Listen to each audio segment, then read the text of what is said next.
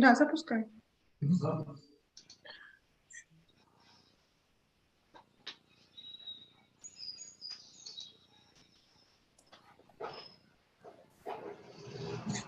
Hello, good morning. Good morning. Hello. Please mute your phone. Yes, but I don't know how to put the background. You cannot to know. It's need. Okay, if it is problem for you, when you go in Zoom, it is possible to change phone. Hold on. Okay, if it is problem, you have instruction. We send everyone instruction. So we have 2 minutes to start our event. Okay.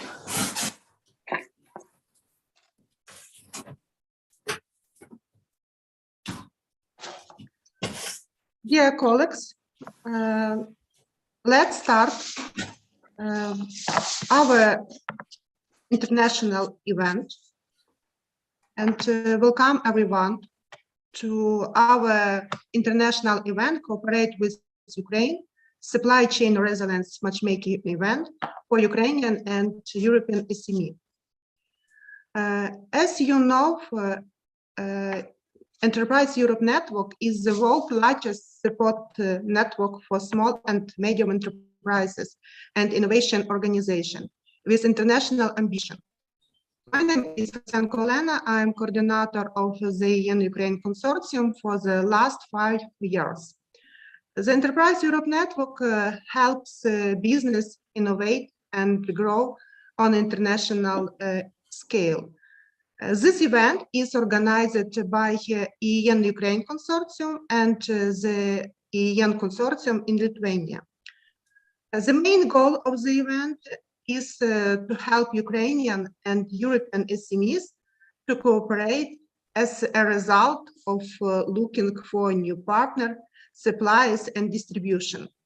The EU and Europe and other international partners are united in against Putin aggression on Ukraine.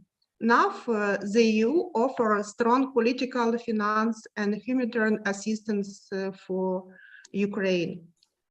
A strong cooperation between European and Ukrainian SME and innovation organization is very important for quick and deep integration of Ukraine into the European Union.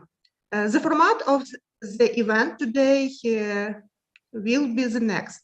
We will start from introduction part, then we will go to pitching panel of European SMEs, where you will have opportunity to know more close and more information about 10 European SMEs. And after this, we will move to the pitching panel of Ukrainian SMEs, where 10 Ukrainian SMEs will present their companies. If you will have questions, you can ask them after each presentation or during the matchmaking section at the last part of the event. Also, please pay attention that this event will record. If you want to spread information about live broadcast, and this live broadcast is possible to see on supply chain platform now because it's online event and a lot people and a big audience can take part and watch this event. If you want to disseminate the live broadcast about this event, please use hashtag EN can help or a cluster collaboration platform or cooperate with Ukraine. Please keep in mind that your microphone have to be mute, and if you have to ask some question, please raise your hand. If you want to talk, please activate your camera. Let's start. Our first speaker will be Ulla Engelman. She is head of unit for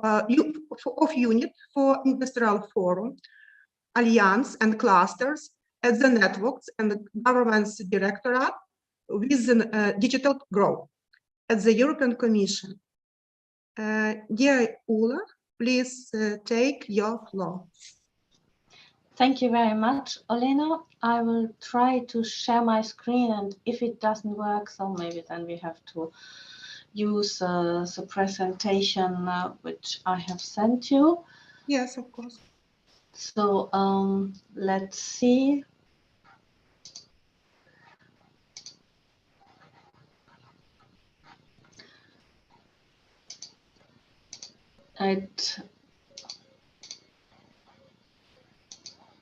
Okay, so can you see my presentation?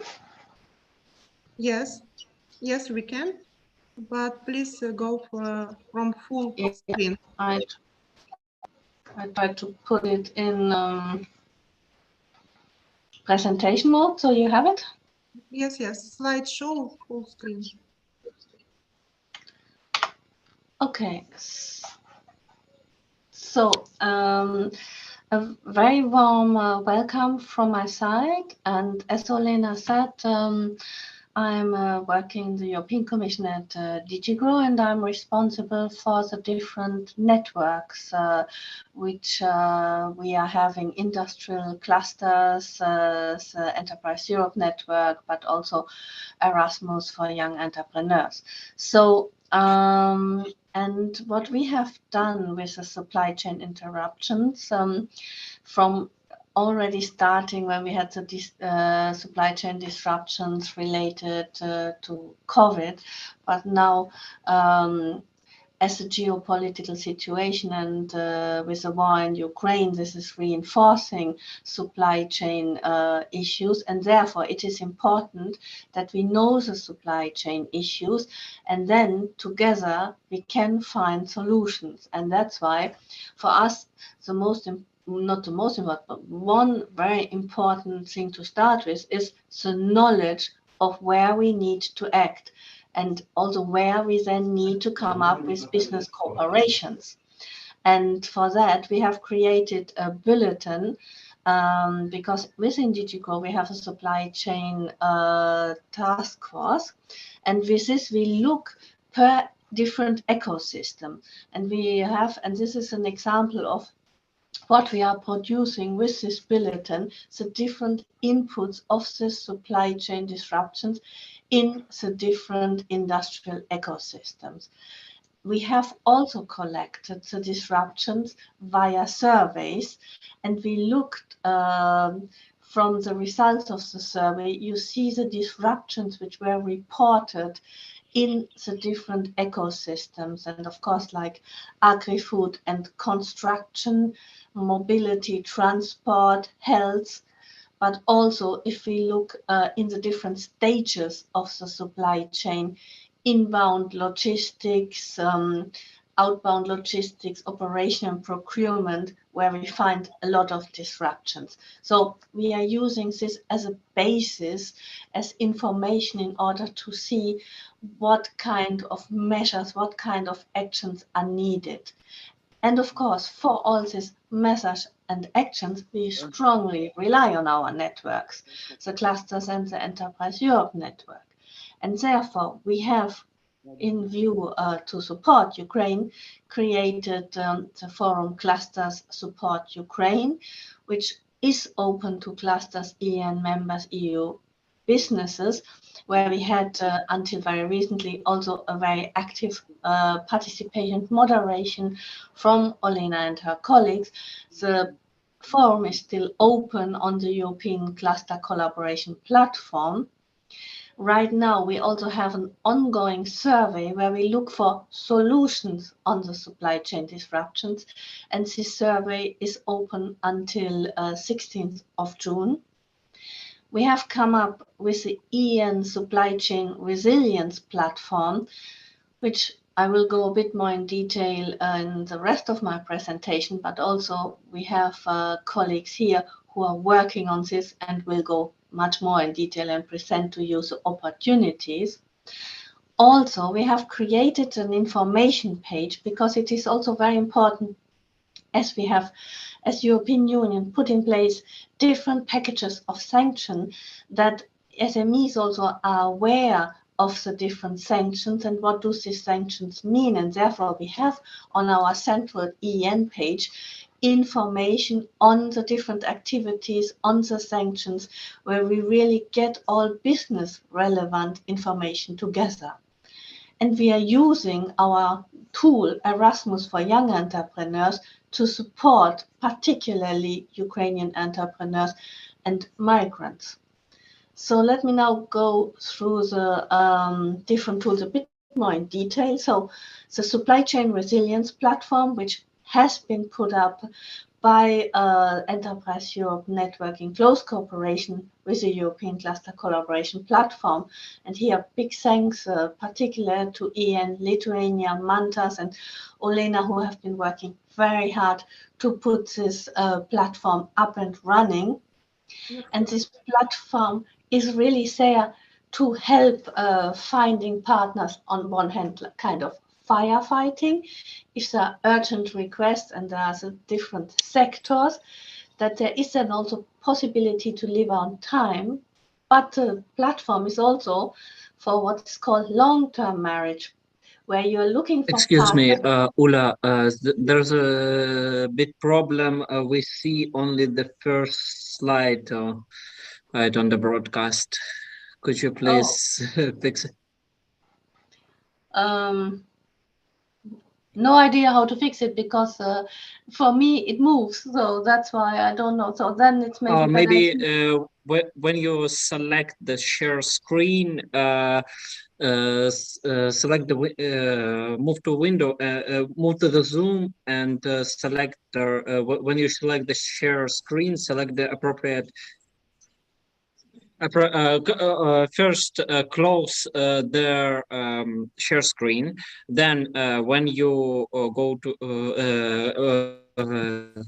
press again share screen, and okay, anyway, I can open, and for you this I can share my screen yeah, I think it's easier to be easier.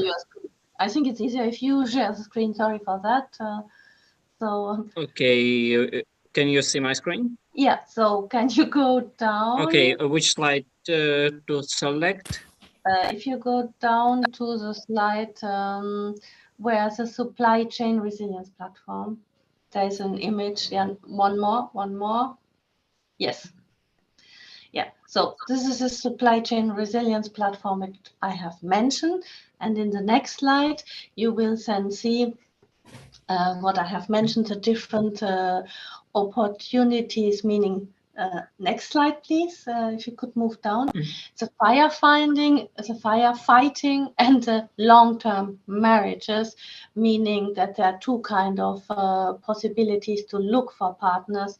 And but as I said, this will be explained a bit more by the colleagues afterwards. Then on the next slide, there is an overview how this supply chain platform is working, meaning that who puts the information there. This is validated by Enterprise Europe networks, because it's something very important that you can trust the information you find there. And this platform is also a long-term virtual matchmaking area, and it is complementary to the Solidarity Lanes platform, which has also been worked upon by the same colleagues. But I have my colleague from the European Commission speaking after me and giving much more information on the Solidarity Lanes platform. So I focus now on the supply chain resilience platform, and today we are having more than 700 participants from more than 40 countries. So we are really looking to boost the participation in this supply chain resilience platform, because this is one way to help to diversify the supply chain, to look for new partners and to see then how can we get you together and find the right partners.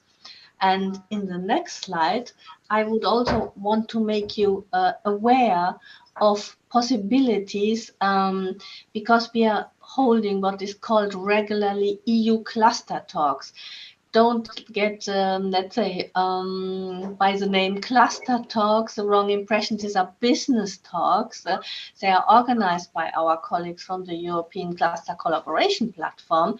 But on these cluster talks, which take place every second week, where you find discussions, and the next one, next week on the 22nd of June, is on raw materials.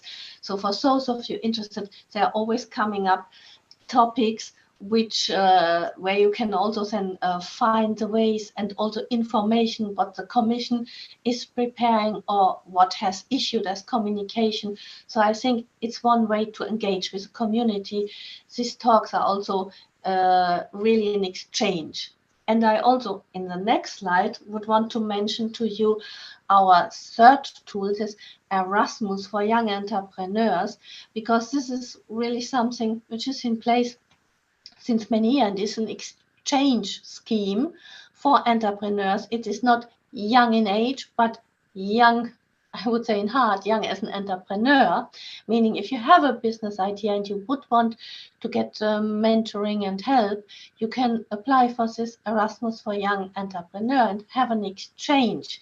And we are now particularly boosting the participation for Ukrainians who want to start businesses, who want to get in contact with a host entrepreneur, to give them some opportunity for some months to be with a host entrepreneur, but then also to go back and to kick off and this also creates a links between the host entrepreneur and the entrepreneur which went out to make this exchange, and we have created a specific flexibility to be able to adapt it to Ukrainian needs.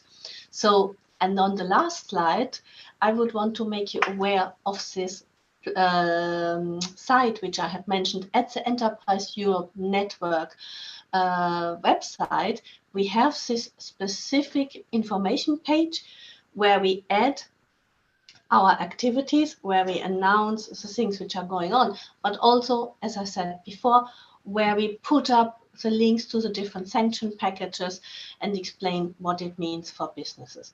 So I invite you to use these tools because they're here for them. And on the last slide, you see the different websites and contacts which we are using. And I invite you to use all the online information tools available. Thank you. Thank you very much, Ola, for very interesting talk. And now we continue our introduction part with Simon Orzechowski, and he will represent Digital Move, Digital for Mobility Transport at European Commission. And now he will provide us information about new platform for agriculture. And this platform was launched last week and works about 1 week and gather a lot of companies. We are very happy that our EU and Ukraine consortium took part in developing and now in administration of this platform. Please, Simon Orzechowski, your floor. Thank you, Olena. We are also happy with our cooperation. Please be assured. I would like you to ask for putting up my presentation, you know, because in order to avoid any hiccups with moving the slides. Okay. I think it has a bit different format, but I hope you can see it on the screen properly. Yes. Okay, so again, my name is Szymon Orzechowski. I'm representing the European Commission and the department of the Commission, which is responsible for mobility and transport, and in short, DG Move. So we have very nice abbreviations in the Commission. So this is for our directorate, actually. I'm deputy head of unit for maritime transport and logistics, and actually I'm also a member of a special task force which was established in DG Move to indeed to support exporting Ukrainian cargo. over the last weeks. So I'm very proud to be part of these developments. First of all, I would like to thank you for this kind of invitation to let me speak at this important event. And obviously special thanks to Olena and her team at Enterprise Europe Network Ukraine. This is much appreciated from our side. Secondly, I would like to express my deepest sympathy for Ukraine, obviously, with respect to all the atrocities and human tragedy following the Russians' invasion in Ukraine. And please be reassured that we at the European Commission, we are working hard to support Ukraine in resisting this very difficult situation. Speaking about the Russians' invasion, one of the biggest problems is the blockage of the Ukrainian ports, where the Ukrainian grain and other agriculture products were normally transported, and now these products can no longer reach their destinations. And obviously, this is not only the European problem; it's becoming a global problem, since Ukraine is one of the major exporters of the agricultural products, especially to North and Eastern Africa and also Middle East. So this situation has already impacted the food prices, and in the short and medium perspective can create a huge humanitarian crisis. So we need really to work together in order to prevent this crisis to happen. In this sense, on the 12th of May, the Commission adopted a special communication, including an action plan to establish so-called solidarity lanes to ensure and facilitate that Ukraine would be able to export grain, but also import specific goods it needs. So this is, for example, the diesel oil, which is really needed for let's say, continuing agriculture activities in Ukraine. Before the war, Ukraine exported around 5 million tons of grain per month, and most of them, actually more than 90%, it was done through the Black Sea ports. Now we need to create new supply chains on the land-based corridors, which is always very, very complex exercise. And we need to use rail, road, and inland waterways in special cooperation with the border member states of the European Union, like Poland, Romania, Hungary, and Slovakia.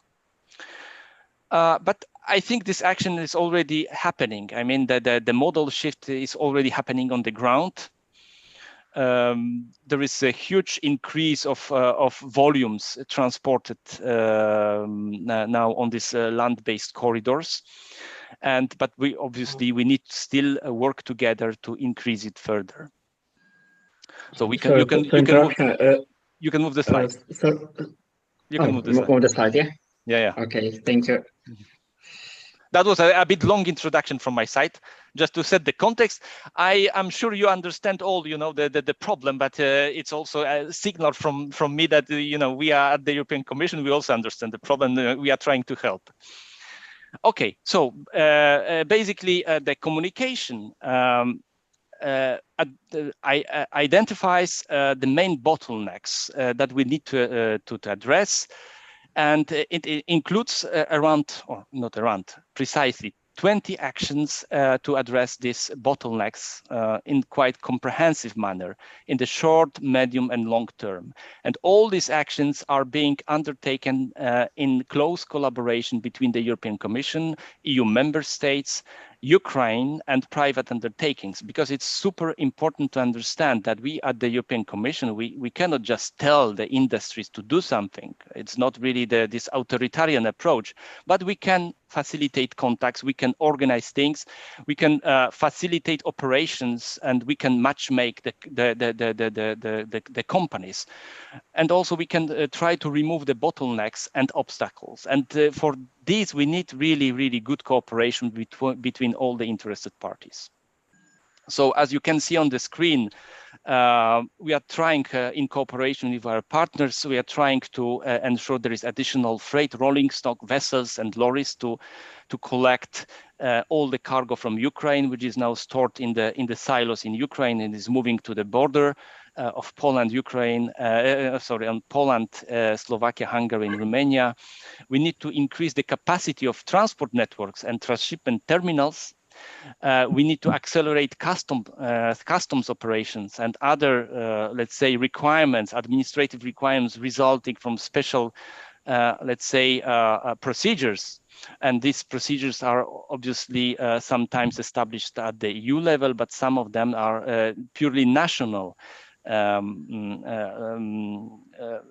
legislation. So basically, I'm happy to inform you that you know, the countries, the border countries, they made enormous effort already to remove most of the barriers. For example, in Poland and Romania, obviously there is still some room for improvement, but I think the result is already very impressive. Then we need to also, let's say, ensure storage of goods on the EU territory. I think yesterday I saw on the news the speech from President Biden from the US that they announced support to build storage facilities in Poland, for example, for grain. So, I mean, all this let's say cooperation between the EU, US, and other countries is already happening in this respect as well. In the long-term perspective, we need to establish, obviously, closer links between our infrastructure and to establish new connections, because in that sense, there are important barriers to be overcome. For example, there is you know, lack of interoperability between the rail networks between Ukraine and the EU, and especially because of the different railway gauge. So this is something which is really one of the major obstacles for transporting cargo by rail, for example. Can you move the slide?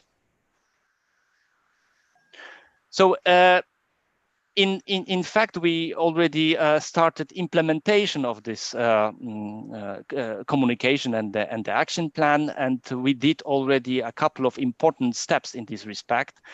For example, we are working together with the member state to establish dedicated solidarity lanes contact points in the member states. We put the EU export on the priority for the EU transport network. We are trying to identify the key transshipment points, including for moving Ukrainian cargo. Now it's also, we are discussing with Ukraine as the EU for establishing a new road transport agreement to lift certain requirements and barriers for entering by road industry from Ukraine, the EU single market. So this is already happening. And one of those actions is establishing the matchmaking platform to facilitate exchange between logistic chain actors, to put them together to create this kind of matchmaking tools in order to let them cooperate and find appropriate business partners. So this is something what Ula already referred to in her presentation. Can you move the slide?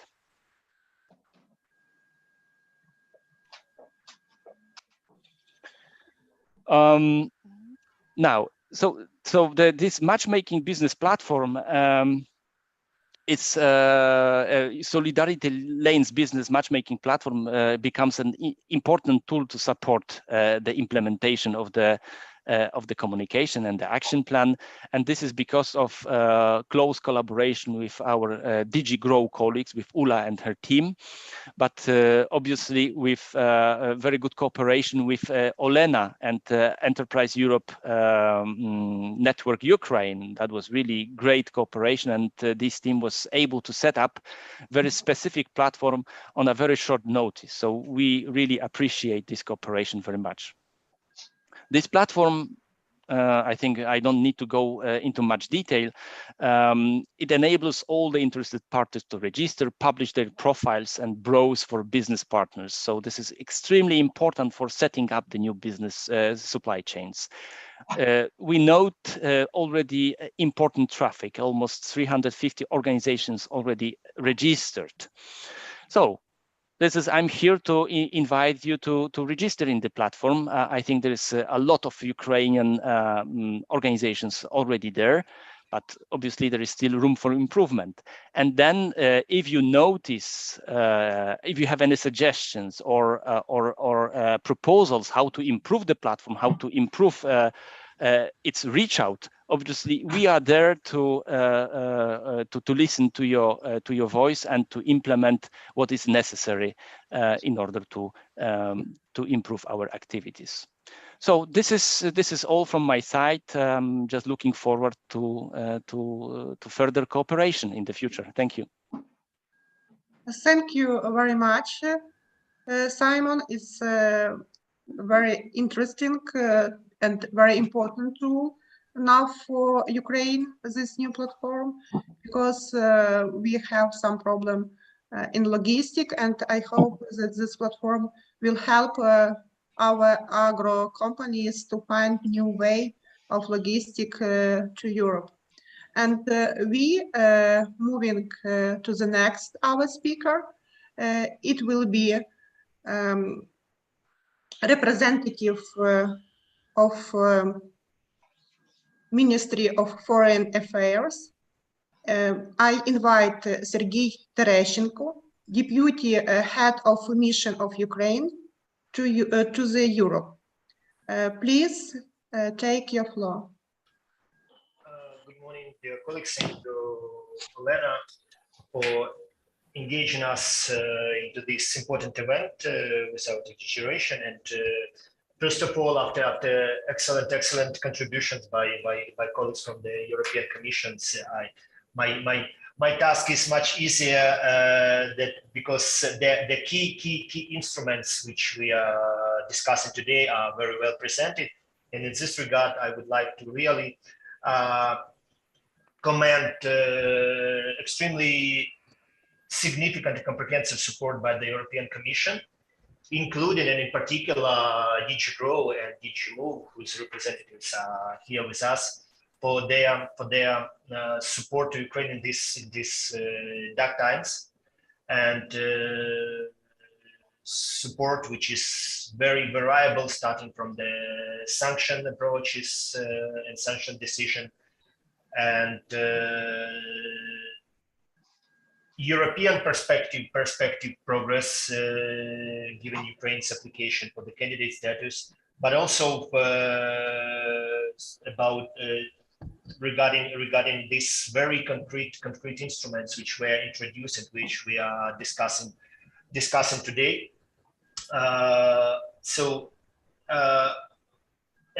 We in fact have very multi-layer cooperation with European Commission, and for instance, if we talk about EU clusters support, which was established to facilitate the assistance of humanitarian kind, I have also to mention that we are also actively cooperating with the European Commission and its DG ECHO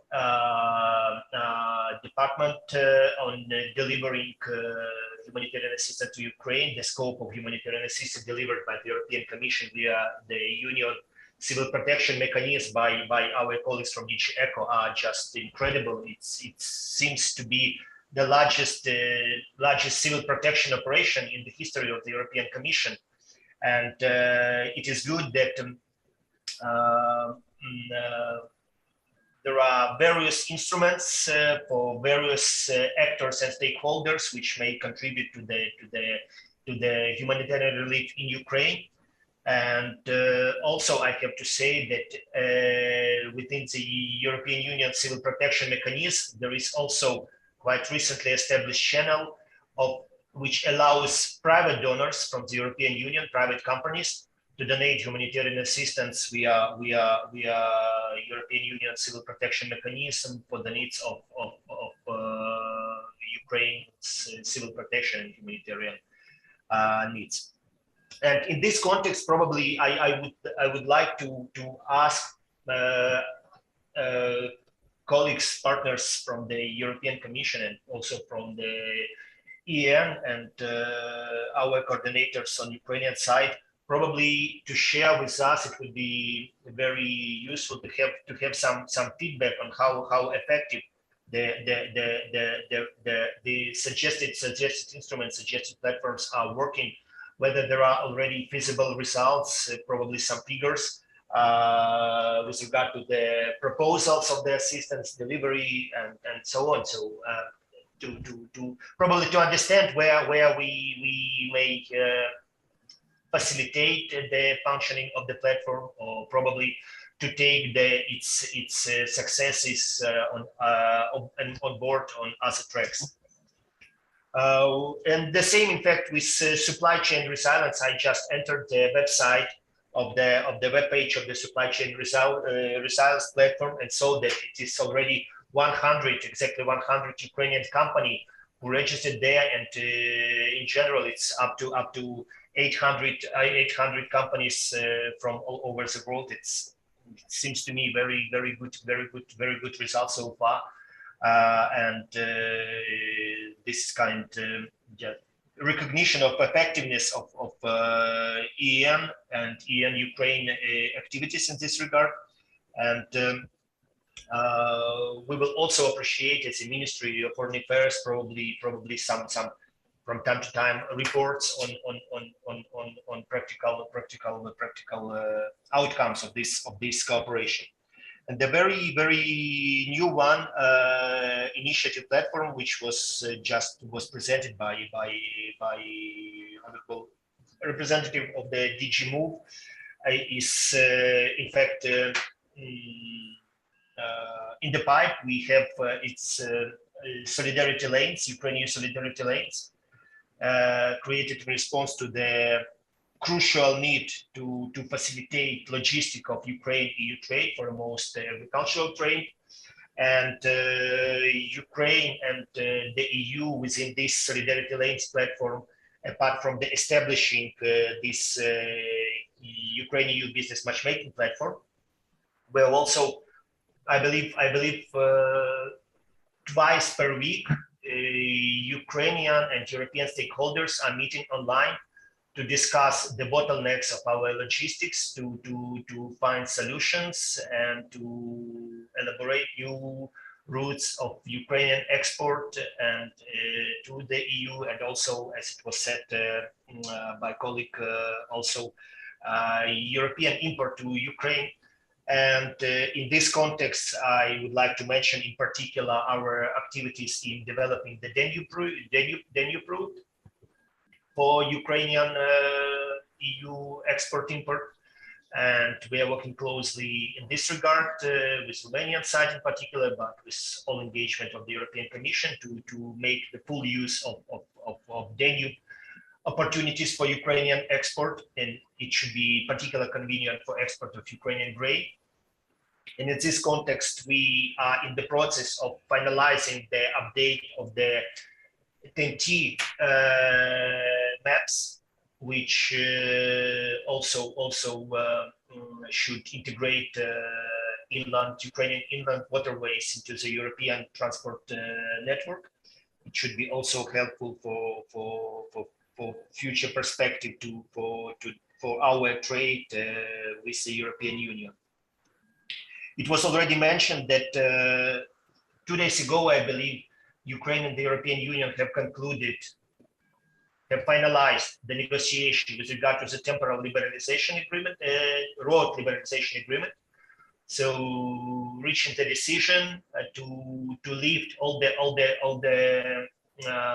permits which were usually required for Ukrainian carriers, road carriers, to carry their goods, Ukrainian goods to Europe.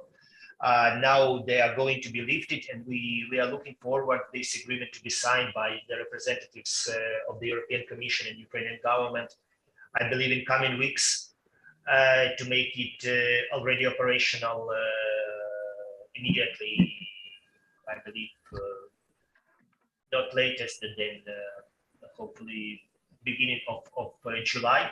So it would also contribute to the effectiveness of our trade with the European Union. And I would like also to mention the recent decision by the European Commission, very generous one, which we highly appreciated, which would also support business relations and trade between Ukraine and the European Union. This is decision to cancel, to waive all the quotas, customs duties, whatsoever, to stop any anti-dumping measures with regard to the Ukrainian products. And it is already, I believe, 2 weeks as the decision is already enacted.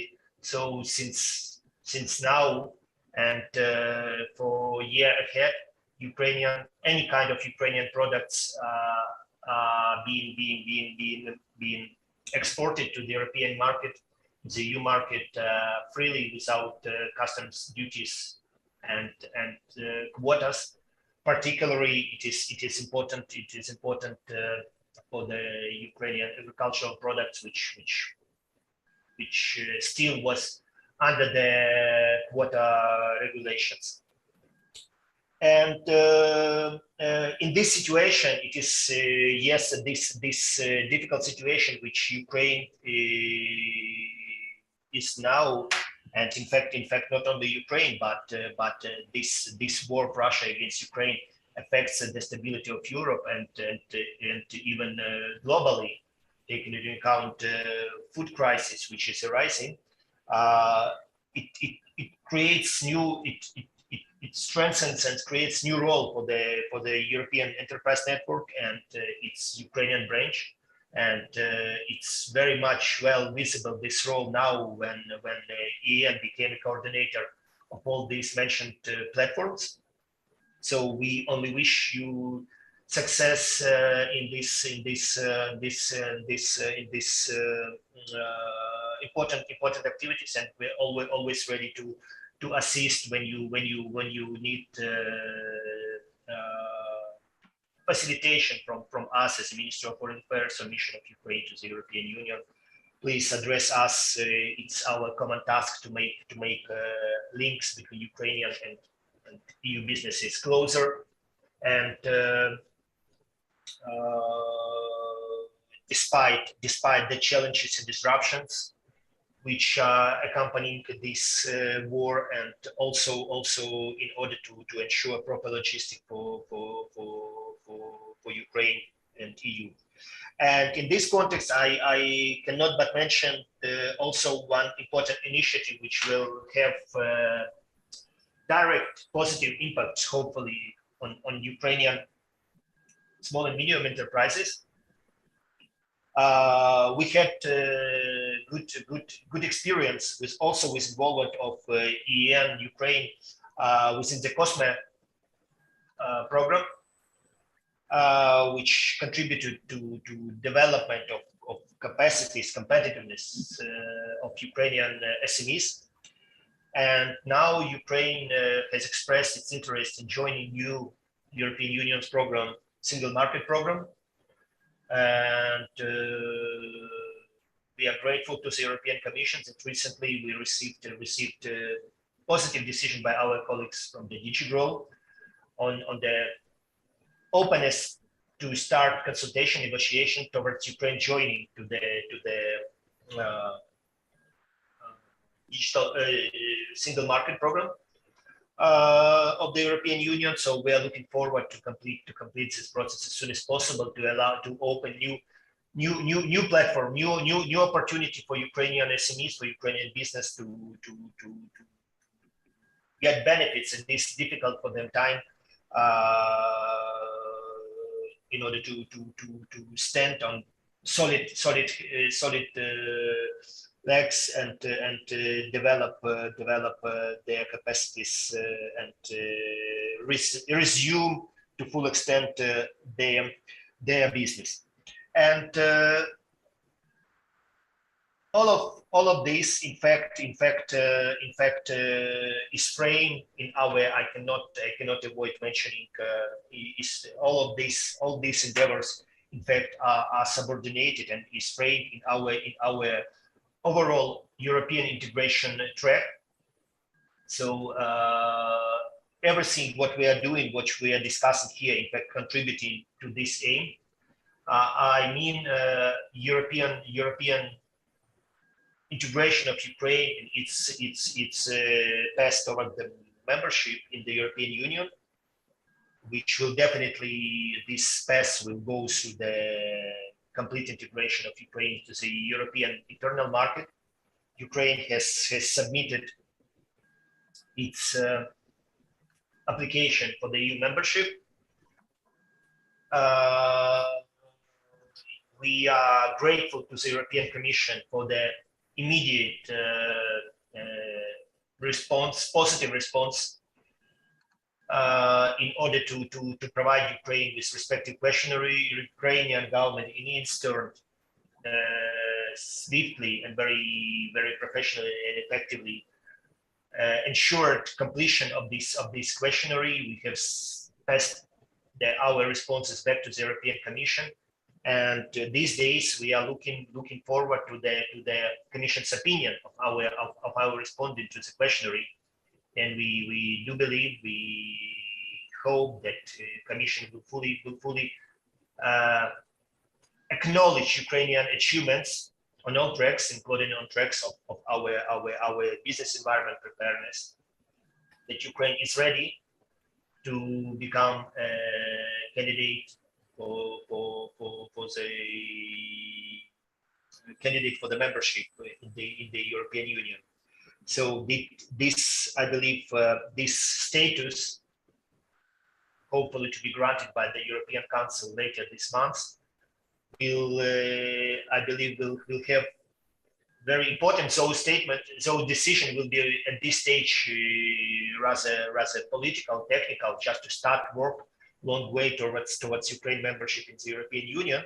However, I believe this signal would have a tremendous effect on both Ukrainian and European businesses to start cooperating even more intensively, even more closely, even with more interest to each other.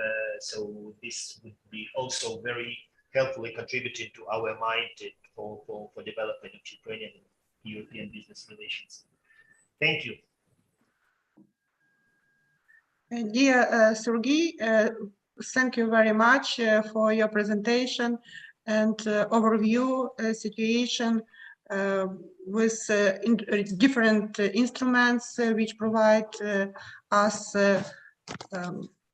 Europe. And also please be sure that we will, I mean, EU and Ukraine consortium will try to do the best to help our small and medium enterprise and innovation organization to be more active and to integrate more close to European market. And I hope that in the nearest future, Ukraine will be able to sign the single market program, because it is quite important in this situation. And now we move to the next speaker. It will be Mantas Vilnius. He is the director of Lithuania Innovation Center. Also, he coordinator of Enterprise Europe Network Lithuania, and he is a very big friend of Ukraine. He tried to support Ukraine Enterprise Europe Consortium very much, and we thanks Mantas and his team a lot. Thank you, Elena. I hope you hear me well. You see my slides? Yes. Good.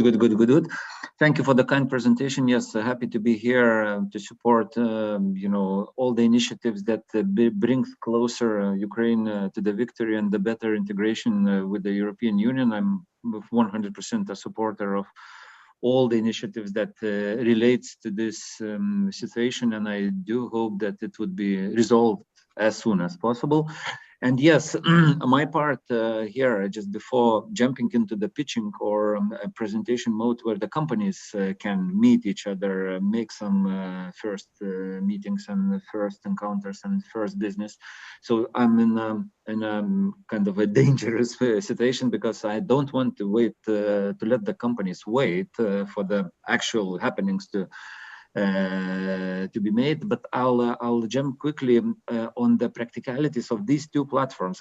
Sometimes I call them sister platforms. I mean, on one hand, supply chain resilience platform, a bit broader, a bit older platform of 2 months old with hundreds of participants, with the main business to support let's say, attempt to reconstruct the disrupted supply chains that affected European and also Ukrainian companies heavily.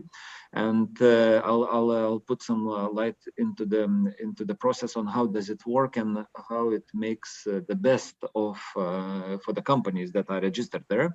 Yes, correctly mentioned, I'm Mantas Vilis. I do represent the Enterprise Europe network, a network that cares for the European and Ukrainian SMEs dearly. And yes, we are in a close collaboration daily with the companies. And that was precisely, I hope I will be able to make, yes. And that was our starting point. I mean, when this, day,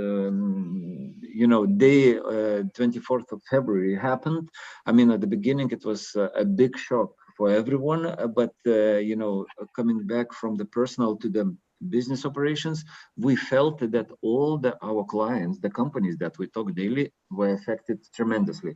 That's one Lithuanian brewer that was like, after a few weeks of the Russian operation that was started, the sanctions have been introduced.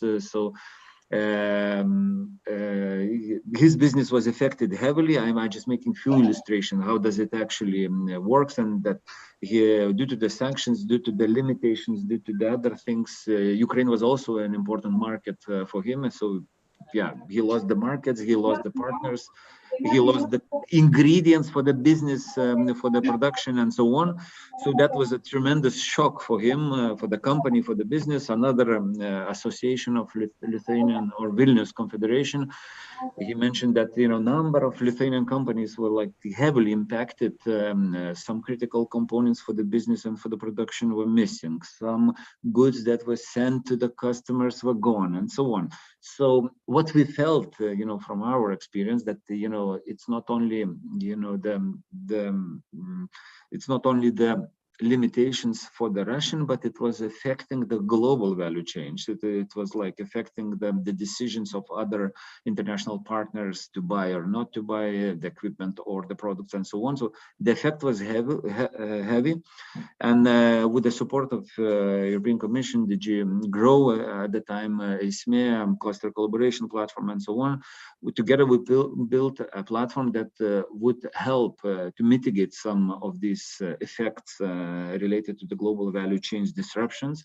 And we build a platform that enables basically the matchmaking, the alternative search for the suppliers, for the partners, for the buyers, and so on. And as I already mentioned a few times during my different presentations, this platform, as any other platform, is not the holy grail that instantly solves everything for the companies. That's the tool that you have to use it. I mean, it's not the automatic problem solver. It's the tool that needs some attention. It needs some of your efforts. It needs some of the steps or the actions that you have to put into the platform in order to get the result. And yes, it was already presented by Ulla that it's a long-term virtual matchmaking area, basically the area that you not only the register there and you have your profile available. That's the only starting point, but it's a platform where you meet others, and meet, it means a proactive action where you enter the collaboration profile, that you offer something, you search for something. And typically all these search and offer profiles, as same as the institutional profiles, are validated by the Enterprise Europe network colleagues.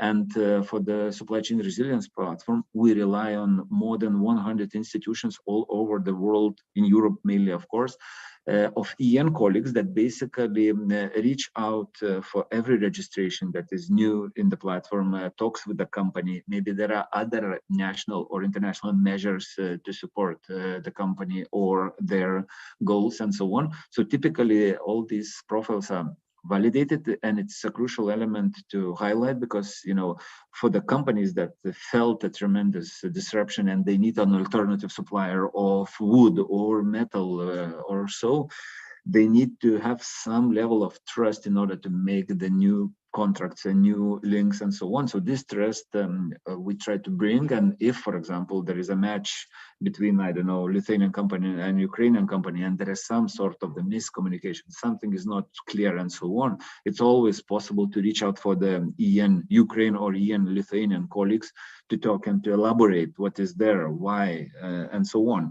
So, and importantly, this platform reaches out beyond the EU, because definitely Russia was an important supplier of some raw materials, other things, and so on. And we need to find alternatives. And therefore, we rely on our colleagues in Turkey, in India, in US, in China, and so on.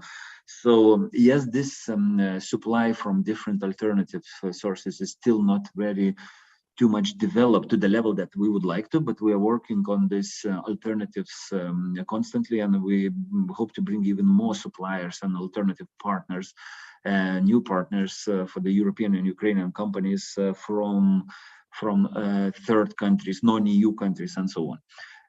Yes, many things have been mentioned. The few things to emphasize here before jumping into the pitching session and so on.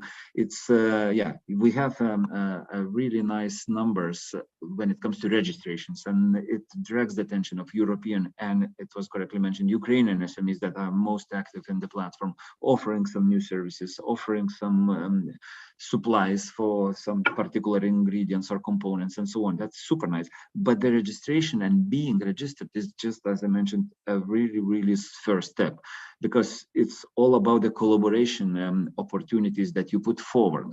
And in some case, you are missing some ingredients for your production and you need alternative suppliers. So you have to publish what do you need. More specifically, you express the need, the more chances that you would get the response. If you are offering some solution, some product that you was offering in some markets that are not available to you anymore, you have to again be specific as much as you can in order to get the alternative buyers for the product. And yes, the numbers are nice. There are a number of really, I see the active role the Enterprise Europe network in Ukraine does, and the Ukrainian companies that take the advantage of the platform. But I still see, you know, more opportunities for the businesses, European and Ukrainian, to take the advantage of. And a few things that I would like to finalize my presentation with, the things that you can do now with this supply chain resilience platform or EU Ukraine Solidarity Alliance platform, is that you have to check the requests that are already in the system and respond if it's relevant to your expertise. For instance, in the supply chain resilience platform, we already have pending more than 60 different requests for the raw materials, for the products, for the services, and so on. The requests are there, and you know, if you have some links, if you have the expertise that is relevant to the requests published, please respond. I mean, the companies that published the request, they are looking forward for the new partners. Sometimes there is also a matter of time. It's you know, the request is rather urgent. We need alternative. I just today I was chatting with one company, and they said to me that if we would not find the alternative wood raw material suppliers, we'll have to stop the business in the upcoming 2 weeks. So they have to, you know, find alternatives rather quickly. Yeah. So please, some requests are definitely already there. And one mode of operation, if you can go and scroll through them and maybe you just simply respond to this. Another element, make yourself visible. That's still a trend that I see, that the companies register to the platform, one or another, but they are limitedly publishing the offers or requests. So that's the issue that I have to emphasize. Publish offer and request that you would like to pursue in the nearest future. Sometimes you can publish even few things. On one hand, you are requesting, you are looking for some ingredients, but also you are offering the products or services. So you can publish multiple entries into this. The more specifically, the more in details you describe all of this, the better results you can get as the responses from other partners. And please be proactive. This platform is unique. It's not a catalog that you can imagine, that you have the catalog of profiles, offers, and requests. It's also a unique platform where you can book the meeting. So basically virtual meeting nowadays. So you book the meeting, and another party in the system also sees your request, accepts the meeting, and you basically have the tools inside the platform to meet virtually and to discuss the devils in the details. As it is typically, because I already supervised and supported hundreds of matches between two parties, being it Lithuanian company, being it a Ukrainian company from Ukraine. Sometimes the business case does not work because there should be the chemistry between the companies, should be the alignment of different specifications, different even the price level also important. So please be proactive. Don't be only the listee in the catalog. Be the one that initiates the meeting, books the meeting with other partners, and so on. So that's a crucial thing to highlight, because otherwise platform gives only limited effect for the user. Unless you're active, only then you can expect actual results to happen and actual partners to be found. On this note, I'm done with my presentation. We stand with Ukraine. We hope to support Ukraine with all means possible, being it business, being it products, being it different political, let's say, messages, statements, and so on. We stand with you guys, and I hope that the next part that it's upcoming, where the companies pitches their cases, would bring tangible impact and would bring, chemistry and the matches and the business for you. Thank you so much. Thank you a lot for your presentation, and it's a very pleasure that a lot of Ukrainian companies had already registered on this platform. Now I hope that many companies understand more details of rules, how to use this platform, how to find partners, how to promote their products. That's why maybe in the nearest future, we will have some PA, partnership agreements between the Ukrainian and European companies. We will see, and I hope that it will be in the nearest future, because B2Match platform and supply chain platform are very useful instrument for looking for new partners. Now we moving to our next section.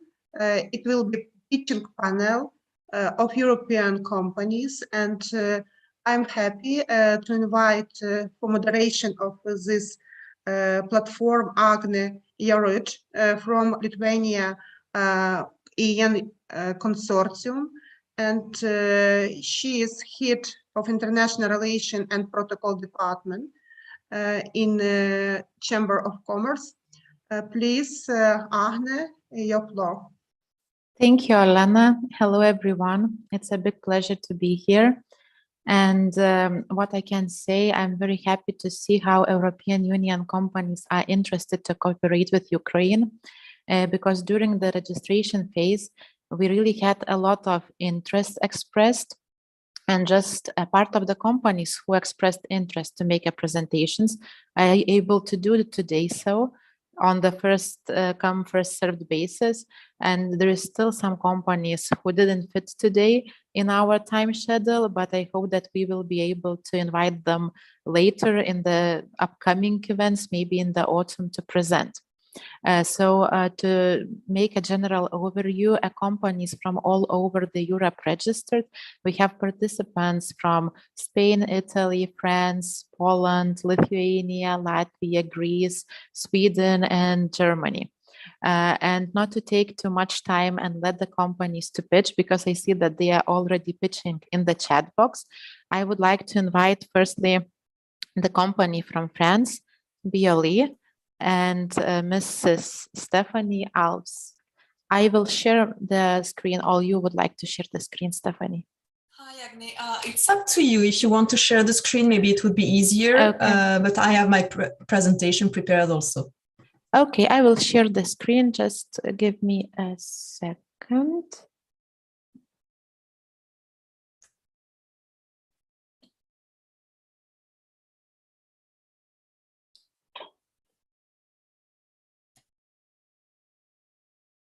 Perfect. Thank you very much. So, Bioli is a French company. We are specialized. We are very short time, so I will start while you are finishing to share the presentation. So Bioli is a French company. We are specialized in enzymatic extraction to develop natural ingredients for different markets. On the next slide, fantastic. There is an explanation of the green extraction technology that we have developed and patented. We use enzymes to digest the plant, release the molecules of interest that will be collected to produce natural ingredients. So it's mild and nature-inspired, simple and efficient, highly adaptive and nature-friendly. We can have organic ingredients based on the raw material and the biomass we are treating. On the next slide, we have an explanation again of the process. So we clean the plant to increase the contact surface between the plant and the enzymes. We hydrolyze to release the molecule. We centrifuge to obtain up to 3 fractions, an oily fraction, aqueous fraction, and solid residue, which will be transformed into natural ingredients or energy. We are valorizing our waste to produce energy and giving the rest back to the ground. On the next slide, there are some information about the business model. So we develop our own ingredients. We have a catalog of ingredients for cosmetics and food supplements, but we also develop tailor-made ingredients. And that's the part that may interest all the participants here. We can valorize biomass. That can be a co-product of your own activity, or if you have extra biomass and you don't know what to do with it, we can try to find the valorization to your biomass. We were explaining earlier about grain transport, which is maybe difficult today, but maybe there are other biomass that are being wasted because there are no possibility to transport. Maybe we can find a solution to collect this biomass and transform it to make new ingredients for different markets. On the next slide, I have put some information about the expertise. So this is about the company, 16 years experience, 200 R&D contracts, 3 patent licenses, 30 catalog ingredients, and 6 patents. And on the next slide, I added information about our catalog of ingredients. So if you're a cosmetic company or a nutraceutical company looking for ingredients, do not hesitate to contact me. And on the next slide, if you are a company that is looking for custom-made developments, we can do all the steps or only some of them, depending on the project. So do not hesitate to contact us. And of course, we can discuss about your project in total confidentiality. We can either develop the ingredient and add it to our catalog, or we can develop the ingredient only for you and you can use it on your own. It's really à la carte, as we say in France. So it will depend on your needs, and we will do our best to help you treating your biomass. On the next slide, I think it's the contact information. Oh, no, sorry. Yes, I missed one. The previous one is about the markets we are working on. So food supplements, nutraceuticals, food and feed, plant care, and cosmetics. These are the markets where we can offer ingredients. And the contacts. Do not hesitate to contact us. I've tried to be very brief to let time for everyone to speak. So do not hesitate to contact me. I will add my email address on the chat box, and I wish you all a very pleasant day. Thank you, Stephanie, for such a short and prompt presentation. As required, you fully fit in time, and it's really interesting. I suggest that if you are not registered yet in the Resilience platform, please do so. We are. Great. So those who are interested to meet Stephanie, you can find her in the Resilience, Supply Chain Resilience platform, and you can arrange a meeting with her there. So thank you, Stephanie. And I would like to go to the second company, which is Growth Allies company, and Mr. Puneet Chugh. I will share the screen for you as well. Perfect. So, thank you very much. And I think I'd also try to keep it very short, as now I think we are keeping that as a benchmark to keep it very simple. But number one, morning everyone, and really thanks for having this opportunity. I think I really like the presentation from Mr. Matthias here in the beginning, Wills, if I pronounce it correctly. Sorry if I pronounce it wrong. I think he talked about, you know, all the challenges about the supply chain and how the supply chain got impacted and how they are solving via this platform, trying to solve this problem or giving this opportunity to solve the problem. And we at Growth Allies, you know, are doing the same thing. So we are a service company. We are not a product company. We are a service company. And what we have been doing is we are helping procurement. Easy procurement is a very difficult thing, but we try to make it easy as easy as possible, and this is what we do. So if you move to the next slide, so I think we all know we all know, you know, having a global supply chain is very important. It is one of the basic elements of this business today. It has always been there, but we have also seen it is not an easy task, to say so. You know, building a global supply chain is very difficult, and we have seen especially in the last 2.5, 3 years, whether it was the Corona pandemic or whether now we have the challenge with in the Europe from the Ukrainian war as such, we have seen how the supply chains get impacted or business gets impacted. And this is what we as a service are trying to see, how we can build up resilient supply chains. So if you move to the next slide. So I think I don't want to spend too much, but we all know what are the challenges in building this. I think he talked about it. You know, he also mentioned this, that there are language issues, cultural issues, not understanding the barriers. So there are a lot of barriers when it comes to, finding the right supplier. People are posting their requirements. There are no response coming in, or, you know, it's not understandable. So there are a lot of challenges in really doing the matchmaking. So matchmaking, one is to use the platform as effective as possible, but to have a successful matchmaking, it does require much deeper dive and much deeper understanding of the requirement, and then to find the right supplier. And this is what we as a service have been doing, you know, about it. And just if you move to the next slide. Yeah, so what we are doing as a service is, so we are not only one, obviously, is we also do kind of limited services, but our main business today is on the entire process. So we are running end-to-end process with our customers here today in Germany. So when I say entire process, means when they have a requirement, it is not only to find the supplier. One is to find the supplier, but what we are also doing is we are working along with them as in their entire project, you know, for all kinds of, whether it's quality assurance services, whether it's key account management or project management, even helping them sometimes to form a JV as such. So we are not starting and ending this, while we call this as a project, because project by definition has an end time, but we are working very long term with our existing partners, with our customers, and always trying to find the optimum solution for them. Whether now it's, you know, whether the optimum solution is lying, for example, in India, in China, in Taiwan, in Malaysia, wherever it is lying, we have to find and this is what we do, the research, and then manage the entire RFQ process, for our clients here. So we are more of a service provider here. On the next slide, I think that's primarily defining our process, which I said that, you know, that we do work very closely with our partners. When find the perfect one, we do the whole process and then we continue with them. You know, what's our focus? Yes, but we are slightly focused here. Yeah, next slide. Yeah. we have been focusing on metal. Metal is our, metal is our core where we lie. So we are mainly focusing on requirements related to casting, forging, sheet metal processing, or precision machining as such. So everything to do around with metal is our core area. We are not in plastics or electronics or those kind of things. That's not our expertise is. We are working on our core expertise is around metal as such, which we focus upon, Yeah.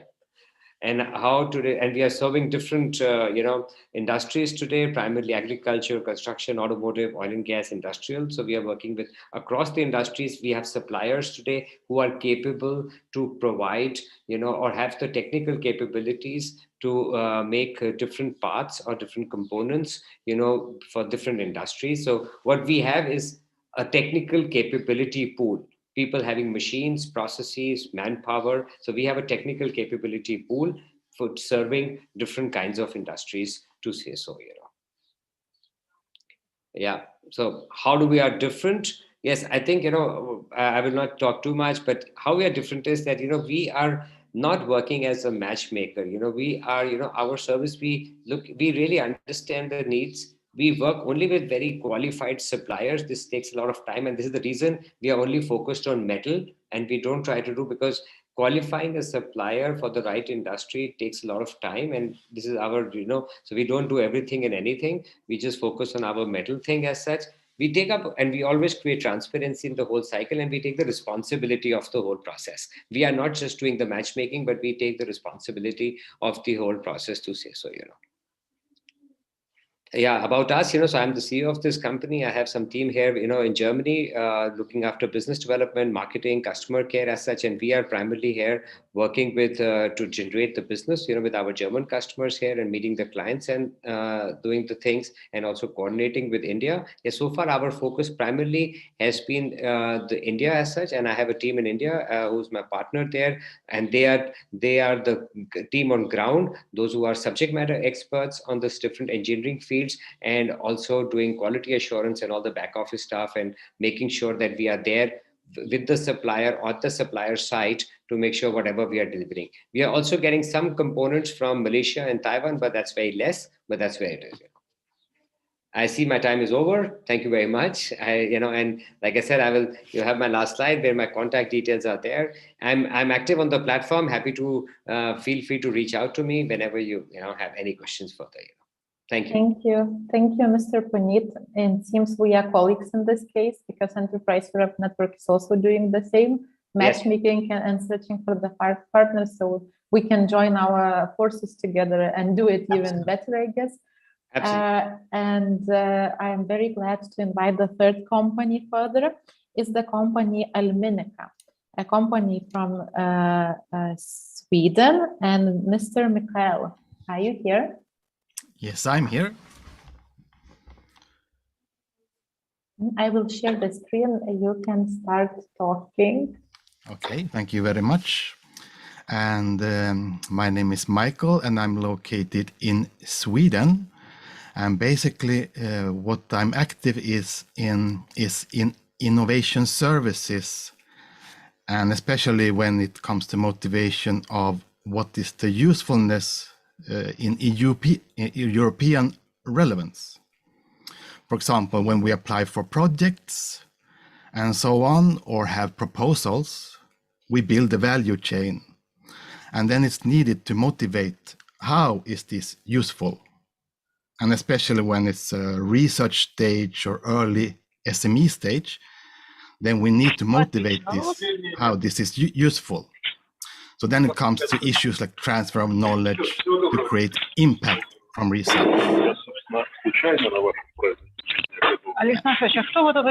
And we have also a guest here, Ivana. Mr. Puneet, please close your microphone. Thank you. I'm sorry, Mikhail. Ivana, please turn off your microphone. Yes, better. I'm very sorry for interruption. No problem. We should be able to handle these differences. And I'm located in Sweden. So please, next slide.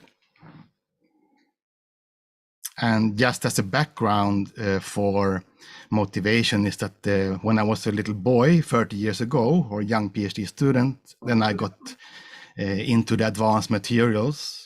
And then I started to become interested in entrepreneurship, startup companies. So I have a couple of own experiences from startup, making SME, from research. And then I was also involved in national innovation programs in Sweden. And also I have a lot of experience from the regional development by smart specialization. And especially this one, many do not know so much about. And if we go to the next slide, then the advantage is that in Europe, when we apply for projects or motivate, we focus a lot on the technology motivation. It's a little bit better technology, and it will be useful for market, and it will grow some numbers in economic numbers. But if we would like to motivate this more, how this will be useful in European context, then we should show that there is synergy between the technology and the regional development. And this is why this program, which European Commission has introduced since almost 10 years, Smart Specialization Strategy. And that is basically identifying strong actions, and this means identifying value chains. And in technology, we identified value chains, but there is no interaction here.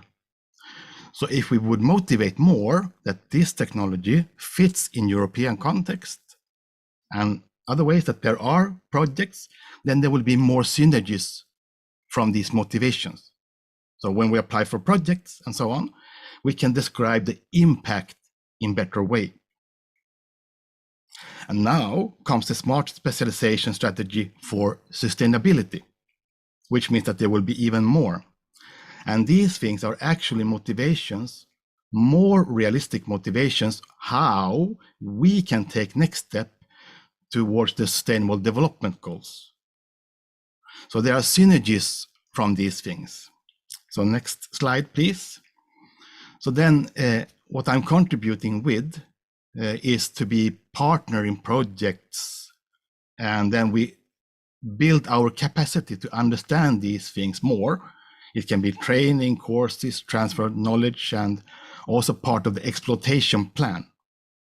So when you have two proposals, and one is showing the relevance to European context and smart specialization, this one will win when you compare them, and so on. And I also have experience in proposals, and I'm good in dissemination, and I'm involved in EU FET Open projects and co-applicant in European projects like in innovation. So this is an offer to be helping out with the motivation on how we can make describe the usefulness of activities in European context and together. Thank you. Thank you, Mr. Mikael. It was really interesting. I hope you will find business partners, not business, project partners actually through the platform. I hope you are registered there. If not, please do so. And I would like to invite our fourth guest. It's the Spanish company Nemate Technologies, and it will be Ms. Zaida who will be presenting. I will share the screen with your slides. Please start talking. Good morning, everyone. Can you hear me? Yes, perfectly. Yeah, I represent Nemate Technologies. We are a company that offers services and design and engineering. Our main activities are in automotive and solar energy. We are a family enterprise, and our main activities are focused in research and development. We are a technological-based company. Next slide, please. We started our activities with Reflexis project. Next slide, please, Agne. In 2013, we designed and manufactured a new high reflectance self-healing polymeric reflector, like a solar mirror for use in solar thermal power plants. It was patented, and this project was awarded to incubate it by Repsol Entrepreneurs Fund here in Spain.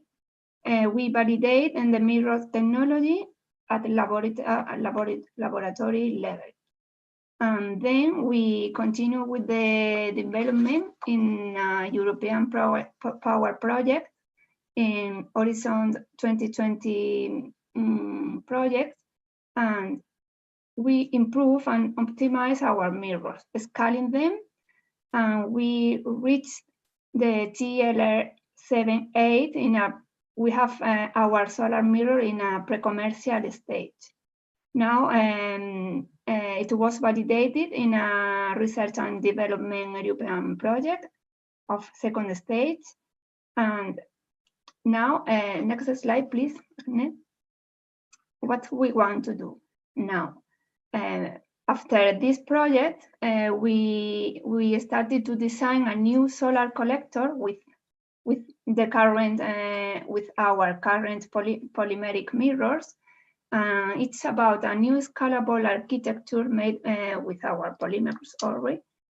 It is a paraboloid of revolutions. We can generate steam directly, hot water, energy integrated in a turbine, etc. It's a versatile application for many kinds of industries. Next slide, please. For the other hand, we have a second project. It's about a new photovoltaic module free of glass. It's like a sandwich between two polymeric plates. The cells are those existing in the market, not being pressed in the cabin. We have an internal optical definition that redirects the radiation during all hours of the day. We reduce the weight over the current ones, and it's more economical. We have two types of protection, normal and for very aggressive environments. For this, the protection is self-repairing. Next slide, please. What can we offer? We offer the generation of clean energy in a more efficient and economical way. And we are looking for a technological partner to help us financially to carry out the two validation prototypes and later the production plant. The technology and the industrialization process have already been validated in our last project in Power Project. Next slide, please. So thank you so much. We want to contribute to the generation of a more sustainable and independent energy, avoiding the energy dependence of another countries. Thank you so much. Thank you, Zaida. It was really interesting, and I'm very glad that you so clearly described what you are looking for. I'm sure that it would be easy to find that when the description is so clear. So thank you once again, and I would like to invite the second company, Rebecca Company, and Mrs. Patricia Bilak. Are you here? I will share the screen. Oh, okay, now. Thank you so much. Yes, okay. Okay, thank you so much. So first of all, I would like to say hello to everyone, and I'm very happy to be here today with you. And I really appreciate that I can say a little bit about our company. So if you can move towards one more. My name is Patricia Bilak, and I'm the commercial director of Rebecca Company. If you can move towards again. So who we are the Polish family company. We are producing the eco components for packaging. We are existing on the market for over 15 years, but a couple of years ago we changed our profile a little bit from the trader and wholesaler into the producer. So we found out what we want to do on the end of the day, and according our long-term experience in the paper industry, we created our own products. If you can move, please, towards, okay. So basically our mission is supply of eco components for packaging for all different industries, and we are trying to help our clients to create a pro-ecological image of their product. Please move towards. Okay, thank you. So I will tell a little bit more now about our product. Our main production is a shredded paper, crinkle paper, or a sisal. It different names people use it for filling the boxes. We are producing this in Poland in many different colors. Of course, from paper is a full biodegradable and is a perfect solution for protecting the product and presenting the product. We are also producing a paper bags with the individual printing. We also do the personalized papers, like you can see on the picture. This is the silk paper, some kind of similar to the tissue paper, but much more stronger. And our customer using it to wrapping their product with their own brands. We also producing the paper string, paper rope for the packaging. Of course, the boxes, luxury boxes and e-commerce boxes. And we do have also a very nice product for the glass protection, for any delicate product, basically protection, which is the sleeve you can see on the right hand on the bottom. This is a perfect solution for the transport of any kind of bottles, not only the alcohol, also the, let's say, some, I don't know, honey, some eco products, like eco food products. So this is a very good protection of just to deal against the damage the product, and is a perfect absorber as well, just in case something happens with the product and then you don't want to destroy other one. If you can move towards, please.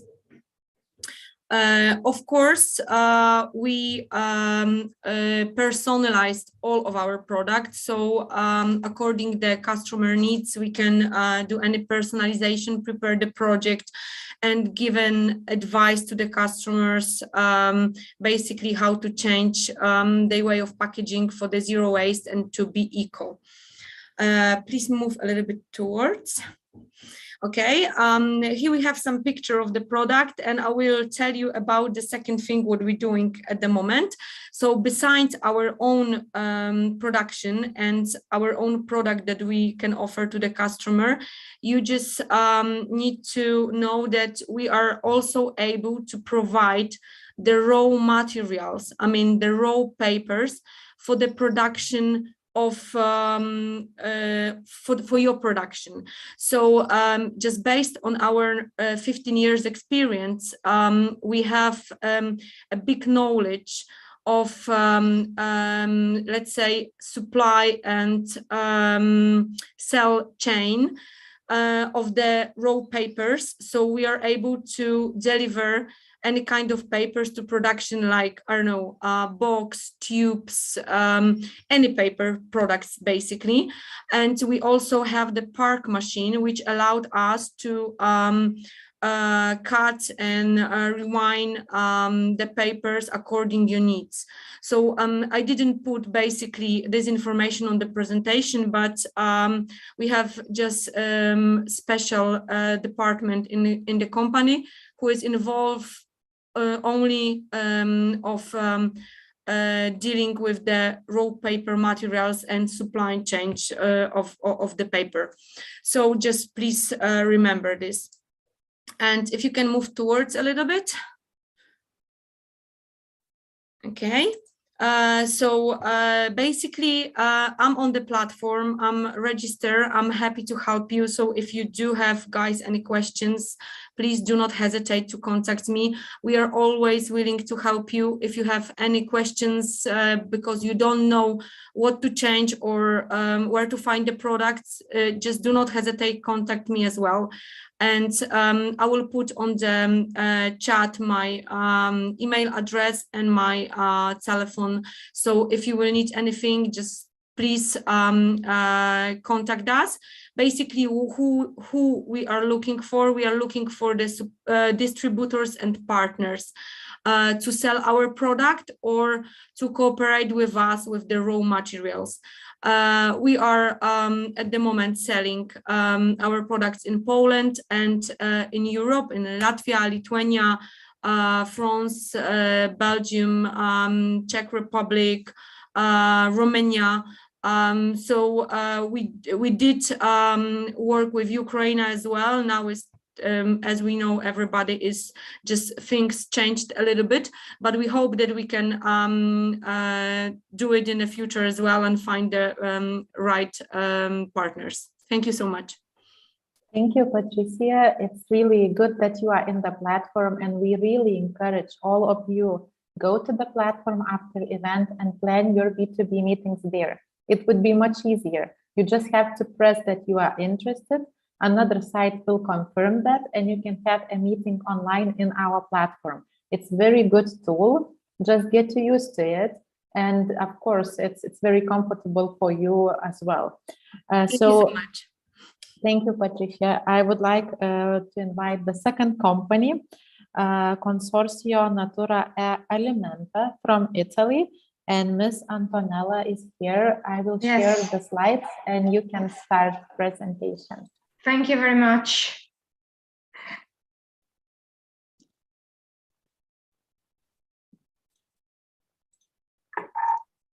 Okay, thank you very much. So my name is Antonella and I'm working at Consorzio Natura Alimenta, and we are a group of farmers. So you can go on the second slide, please.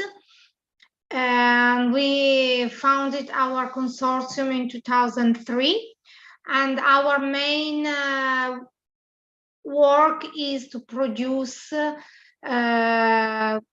foods for good health without using anything that what nature gives us. So we are organic and biodynamic certified.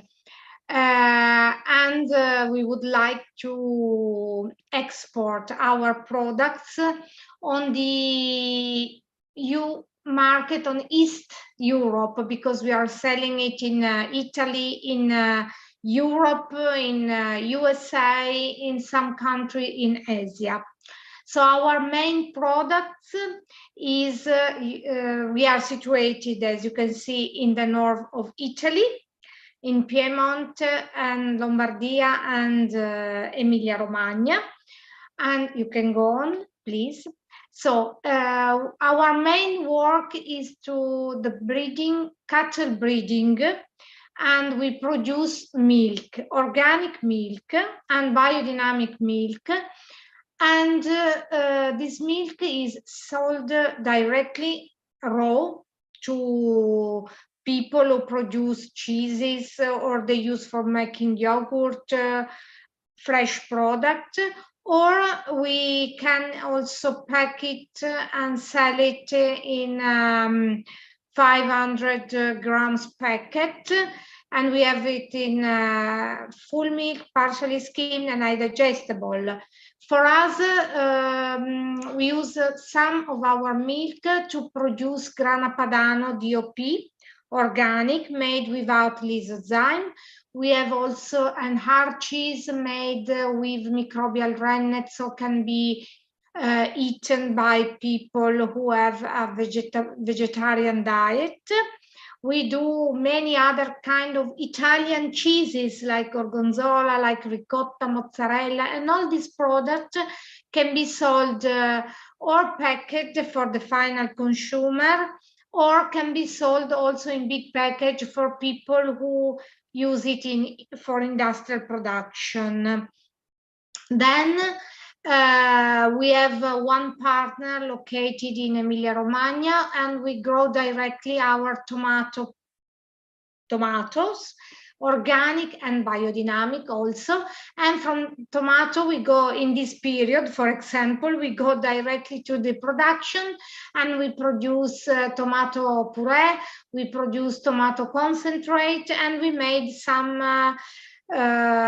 tomato sauces ready for the pasta. So all typical Italian products can be, as we do in Italy. They are made in a very simple way with very few ingredients in order to be like the one we are used to make at home. And then being organic, we have to change every year our field, the production of our field. So we have a lot of cereals like wheat, like corn, buckwheat, and many others. And from our cereals, we give them to the mill, and we produce flours that can be used directly to produce, I don't know, biscuits or people who make pasta and so on.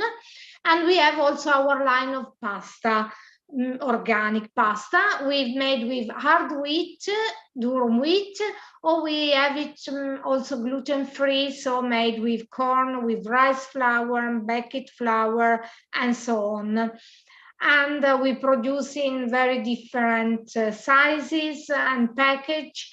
And you can have all our products can be customized and made at our customer label. So you can go on. So here you can see our main certification, that is the organic, the green one, and the other is the biodynamic, who gave us the Demeter brand. Then you can go on.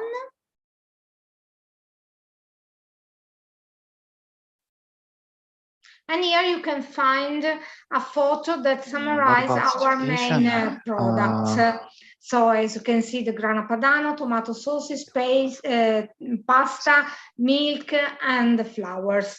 So we would like to introduce, as I told you, our good products on the market, and we wait for requests from everyone. Thank you very much. Thank you, Ms. Antonella. I also would like to ask all other participants to keep your microphones turned off while the companies are presenting. So, Ms. Antonella, thank you once again. If you are not registered, please do so in the Resilience platform. And now I would like to invite another company, Lithuanian company, Funkciniai gėrimai, and Mr. Alexei will make a presentation. I will share the screen in a moment. Thank you very much, Agnes.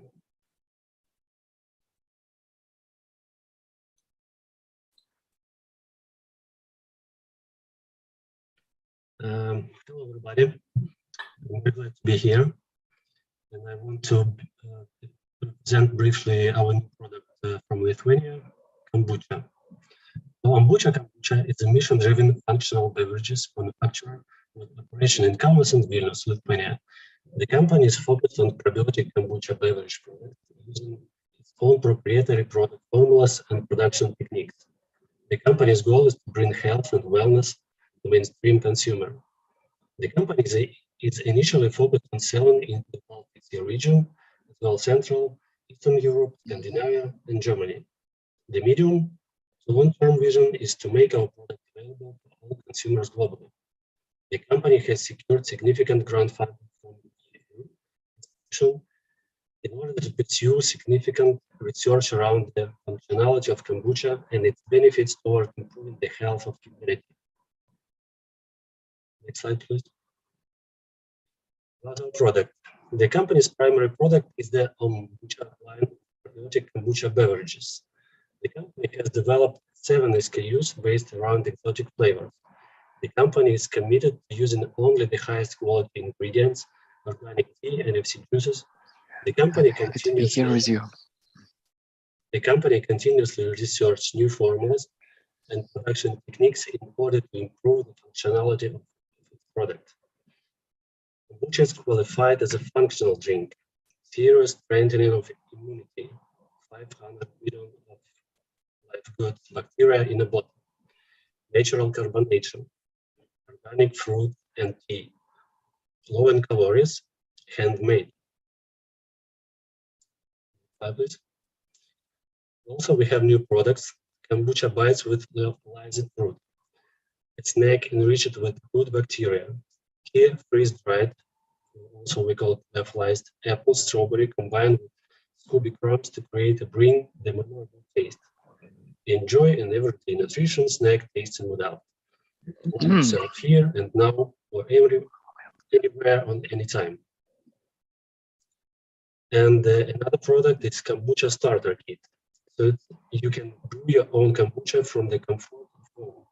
Make a gallon of this sweet and tangy tea and take it straight up. Or make it your own with flavored fruits. Well, that's all. Thank you very much. Thank you, Mr. Alex. It's really interesting that you can make it at home now. This functional drink, thank you for presenting this innovation. And I would like to invite the second, our guest. It's a Latvian company, Polylabs, and Mr. Peter Stars. I will share the screen and you can start making the presentation. Yes, hi and thanks.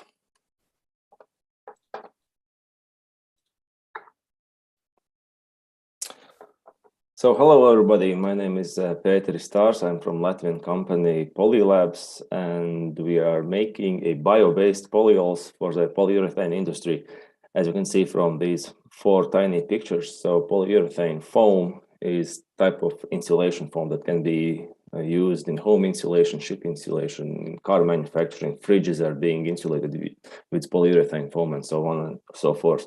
So basically, to make this foam, you need 2 big components, and polyol is one of these components. And we are making it from bio-based resources. Next slide, please.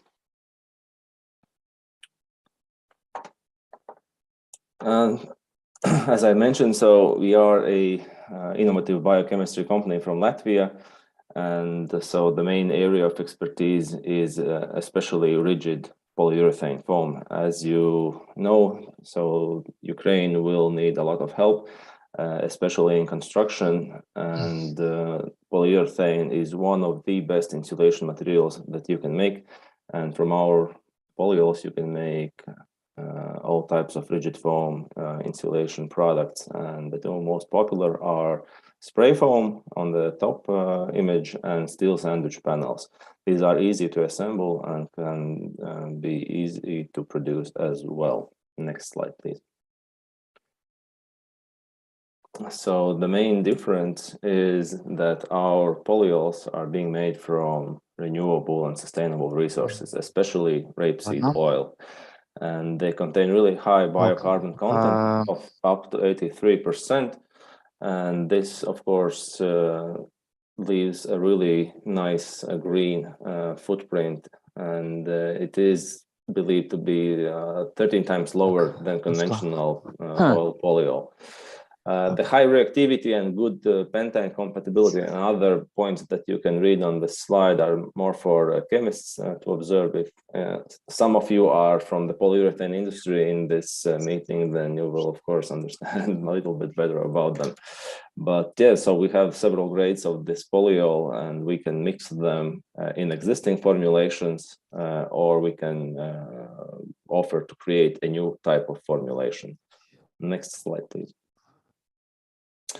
So the technologies that we have developed to produce these bio-based polyols is a really simple one, and it's eco-friendly as well. It's a one-step process. Everything that goes into the reactor comes out as a polyol. We don't produce any waste. and it's a really resource efficient process. The only byproduct is a little bit of water, and that's it. Next slide, please. So the market, how it looks and what we can offer is that we are producing the bio-based polyol, and our clients and what we are looking for in partnership are the foam producers or the so-called system houses.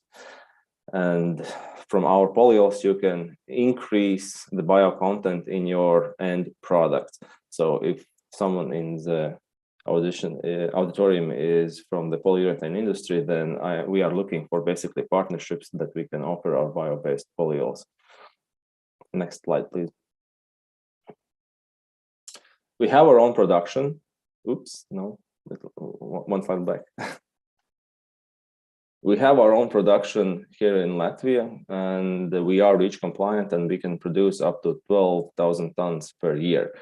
What I want to add on this is that we have some spare production capacity in our production facility. So if there are some companies in Ukraine that are looking for toll production, please reach out. We can definitely offer you some options in our production facility to outsource your production here in Latvia. Next slide, please. So this is just to sum up some of our advantages. Our bio polyol prices are on the same price level as conventional oil polyol prices. They are from renewable and sustainable resources, so we're mainly using rapeseed oil. If there are some rapeseed oil producers here present, then please reach out. We are always looking for new sources of rapeseed oil. And yeah, that's about it. You can go to the last slide. And as I said, looking for partners, please reach out. Thanks.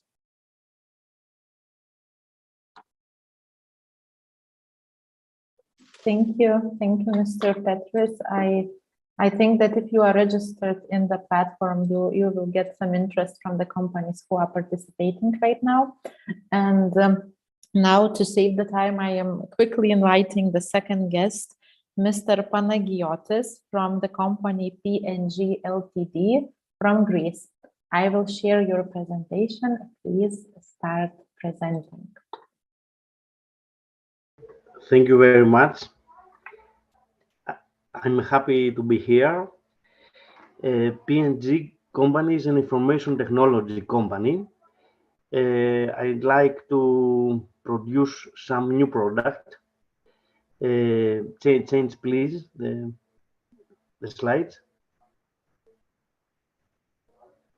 Thank you very much. This is a smart print media. It's an application. It's a smart label. It's for people with vision problems. If you can see, it's a bottle of olive oil, and you can transfer from label to mobile some information. Can you change the slides, please? This is I said about the problem and the solution, about people with vision problem. What is the problem we solve there? There I solve some problem in people he can't see. He take information or he listen from mobile. Can you change? Thank you very much. This is how you use this application. If you go near with mobile in label or in some smart product, the label can transfer the information. This is not only for label, must do everything else, must be many smart things. This is from one innovation exhibition in Greece, and is one of one technology of 100 choices in technologies in Greece.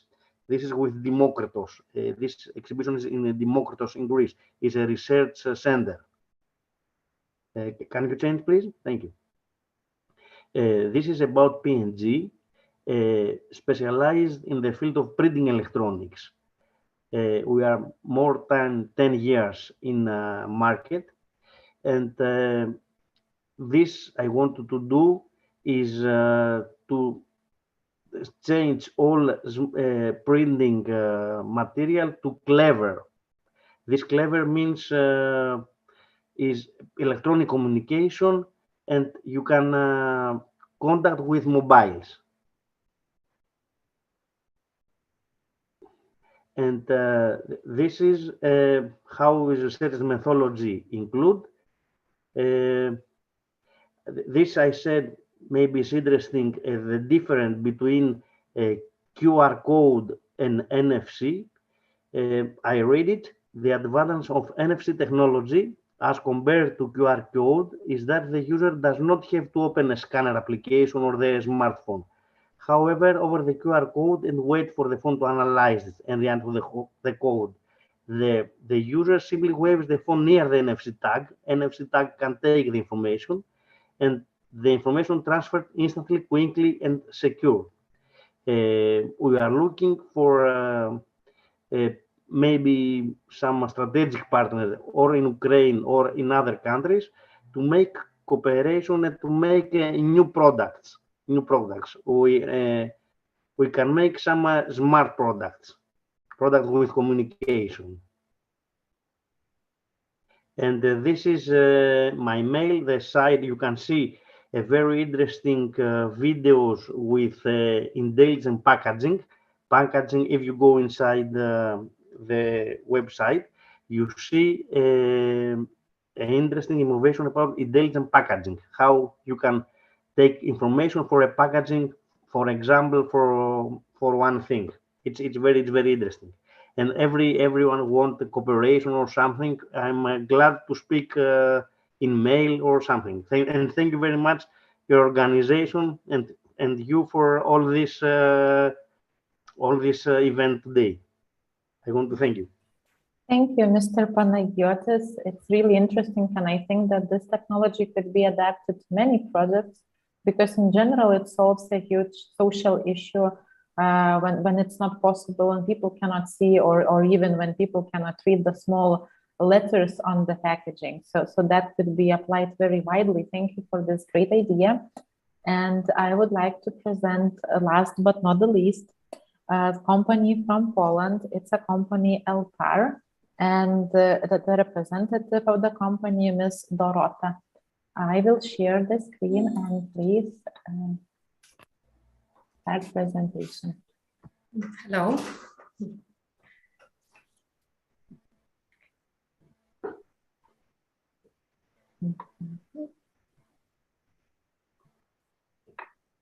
Okay. Thank you very much for the possibility of presenting my company. Maybe we go to the next slide. We are a Polish company. Yes, please, next slide. We are the Polish company, and the next one, please. We are the Polish company settled 40 years ago exactly by my father, so it's a family company, and 6 years ago I take a lead over the company. We are located in Poland, south of Poland. We are PCB, printed circuits boards manufacturing company. We produce single and double-sided PCBs, but also flexible PCBs. We have over 100 customers and 45 people on the board. On the next slide, yes. In terms of the quality, we produce about 1,500 square meters of PCB monthly. But among those PCBs, we produce small batches starting from prototype for our customers, but also a bigger, a medium size production. In general, yes, thank you. What is very important, we are compliant with all the needed in electronic branch certificates and EU directives. So we have, of course, the quality management system, but also a non-flammability certificate of UL, and our products are compliant with all directives for European Union for the electronic branch. In terms of our market. So we cooperate with many electronic branches, but the most important branch is EMS, so it's called the contract electronics, so assembly companies. Industrial automation, so where all those steering panels are produced for industry, for automation of industry, but also for building applications, and also for LED lighting and White House and other medicine sensors.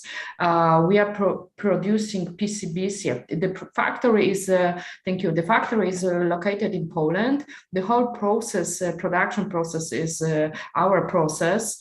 We specialize in the rigid PCBs, printed circuit boards, but also, the next slide, please. We started since 1.5 years. We started flexible PCB production. We believe that it has a potential in many applications. It is very light, thin, applicable to many shapes of devices. It may be applied in membrane keyboards, in steering panels, but also touch screens, yes. And currently, as the situation in semiconductors, yes, the next slide, we can have also, as the situation in the electronic industry is difficult, as we all know, that we suffer, our customers suffer from semiconductors, as well as the distribution of the area of selling the distribution is much smaller. We have also terminated a final and finished the cooperation with a Belarusian company at the end of February. Now we are searching for new production opportunities, not only new customers, not only in PCB industry, but also with assembly, but also we are open for searching new opportunities, for example, for assembly of whole devices, electronic devices, or producing, to being a subcontractor for a company that has a application and design and searching for a subcontractor of technical device. Yeah, so that we are here. Thank you very much, and we stand with you. Thank you, Dorota, for a nice presentation. Thank you all European Union companies who have presented your products, your companies, and your offers or requests here. I am encouraging one more time to meet all of other companies from Ukraine and other European Union companies in supply resilience platform. It's very easy to register there. It's very easy to plan a meeting there. So just go there and have a meetings after even today's event. And now I would like to give a word back to Olena. Thank you. Olena. Maybe I will continue. Okay, so hello everybody. My name is Olga. I'm the representative of the EN Ukraine, and also I'm the head of the Expert Support Center of the Ukrainian Chamber of Commerce and Industry. And today I will present a little bit our companies, Ukrainian companies. First of all, I'm really glad that you have the opportunities to participate in this event, because for us it's rather important that some other companies still working and have the opportunities to operate on the Ukrainian and international market. And just to economize our time, I will try to present the first company. The first company in our program is the, I'm sorry, just for a minute, I will open my program. And the first company that's need to be the presenter is the engineering company Vostok, but they asking just not to participate today, and we will give the floor for the second company, Silkor company, and marketing manager Dmitry Wachkevich. Please, Silkor, are you with us? Hello everyone. Hello. I am here. Please share right to demonstrate my presentation. Yeah, you can share your presentation, or you can ask our organizers just to share it if it will be comfortable more for you. Pablo will do. Okay. Please. Yes. Let me know if you see my presentation. No, we are waiting. No, we are waiting. We see the information that you have. Okay, yeah, thank you. Yeah. In the full screen, please. Okay.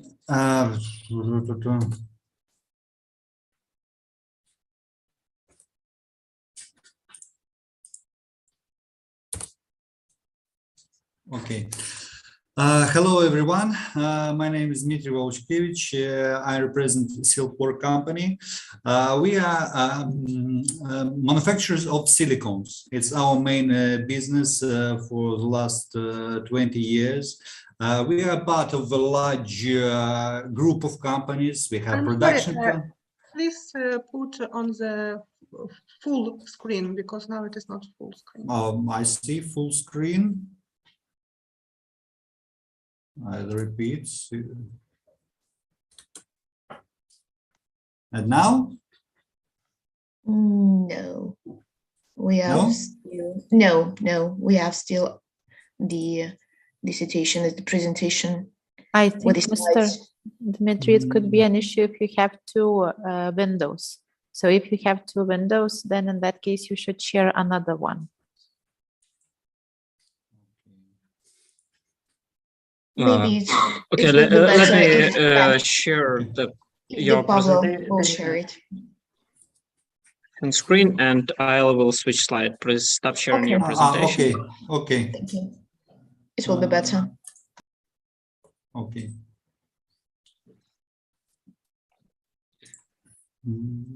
Yes. Here you got. Okay. You may switch the next slide.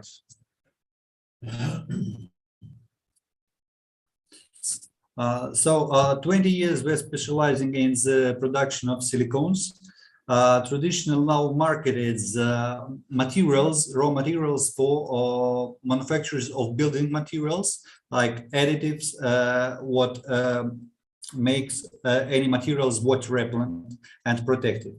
Also, we produce a number, it's even hundreds of protective materials, exception silicone, paints, coatings, special heat protective coatings for industrial needs, for electric insulation, for wide range of application in industrial and any business application. Today we have two plants. One is in Ukraine and the same company in Hungary. Today we work with great and famous companies in the world who use our raw materials. We also have four laboratories which test raw materials we use in our production and final products, and also two laboratories who develop new materials. And even for that moment, for example, we wait during a few months about 20 new materials for exact application. Also in the company group we have trading companies who import raw materials and supply the same clothes and familiar to us raw materials and the chemicals for Ukrainian market, and some trading in the also from in the world. Today our representatives are in Europe, in Asia countries, in China, in Turkey, in Georgia, Armenia, in the United States, in Netherlands. So we are open for any cooperation in company in a field of where we can find any way for cooperation. Next slide, please.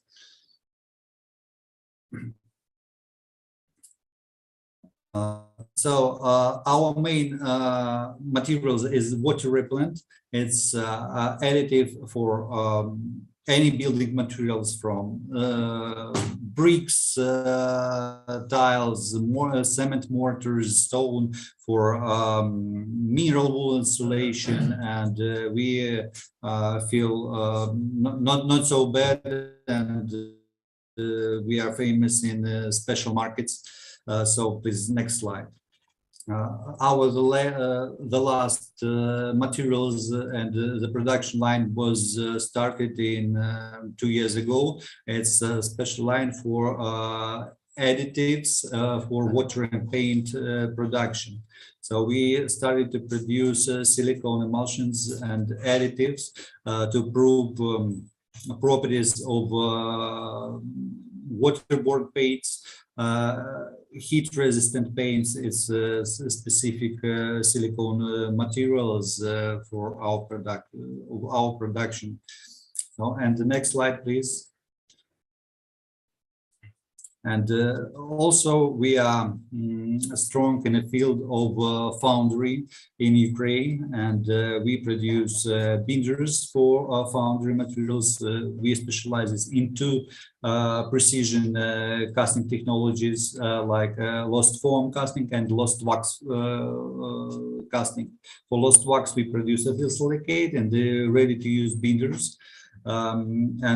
For lost form casting, we cooperate with a great American Chinese company, Castchem, who produces special material STMMA. It's copolymeric materials. It's like a new generation of raw material for lost form casting. And using this material, we started our own production of blocks for full mold casting. And also we start in the process of starting of production of refractory coating for this field of application. So thank you for your attention. It's my short and in brief. Thank you. Yes, thank you. Thank you. Yes. Then the next slide with our contacts. Yeah. Also, you can share your contacts in our chat. And if somebody wants to communicate or cooperate, and you can also share this information in our chat just to give the idea of cooperation. So the next company will be, the next company will be the metalworking company, and the business development manager, Pavlo Khmelnytsky. Are you here? Yes, I'm here. Hello. Hi, hello. If you need our help just to share your presentation, please. I'm not sure, but if Pavlo could help me with presentation. Okay, Pavlo. Thank you.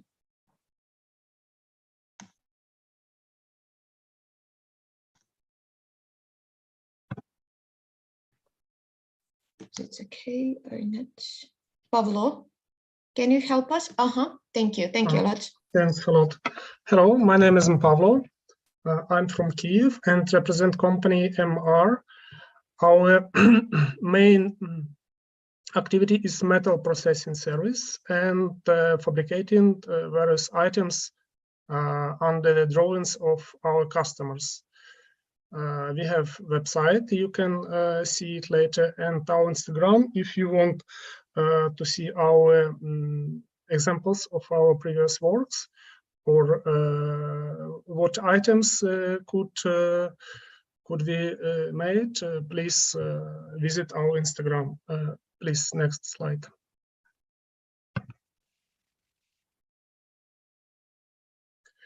Our company has has a history since 2008. We started from a small shop, and now we are a bit bigger company. We have more than 100 co-workers. At the moment, these numbers a bit smaller because some of our co-workers are in defense forces and in various activities depend these forces. We have a lot of equipment. 11 HIVA CNC machines and can provide almost any kind of metalworking. Please, next slide. Some of our partners, mostly we worked in Ukraine.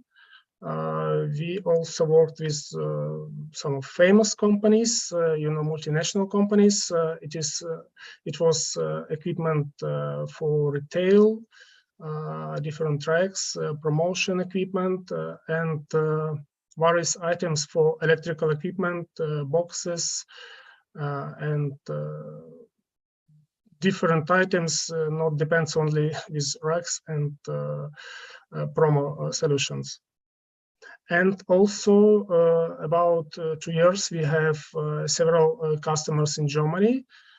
And we, even since the war began, we already have several orders and delivered to Germany in April and May also.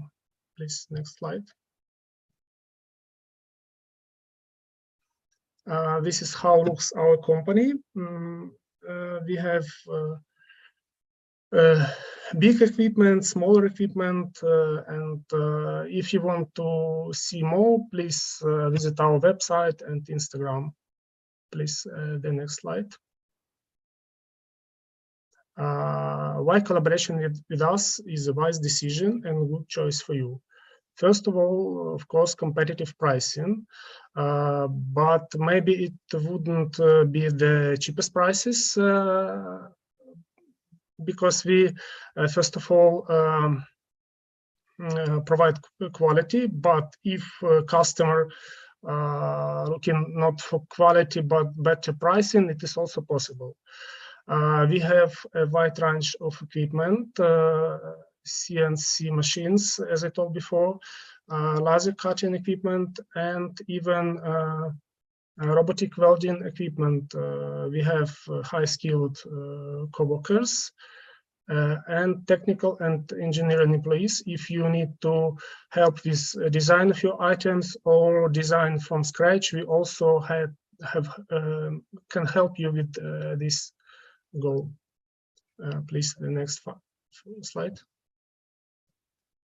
This is how looks the process. If you provide us your idea or your drawings, we can make all processes from scratch to achieve the final item. And also we have carpentry shop and can provide our own packaging for finished items from wood.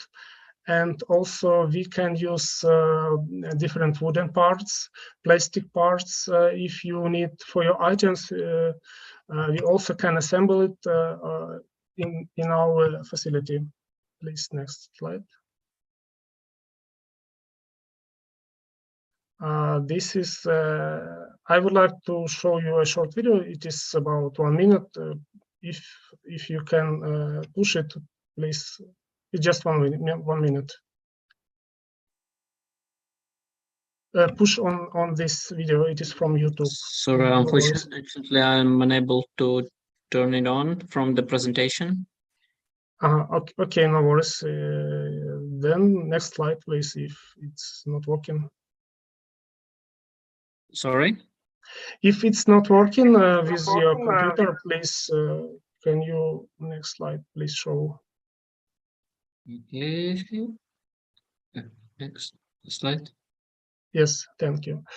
The production area, we have a facility with several floors, and as I told before, more than 100 employees, and use high quality equipment. Please, next slide.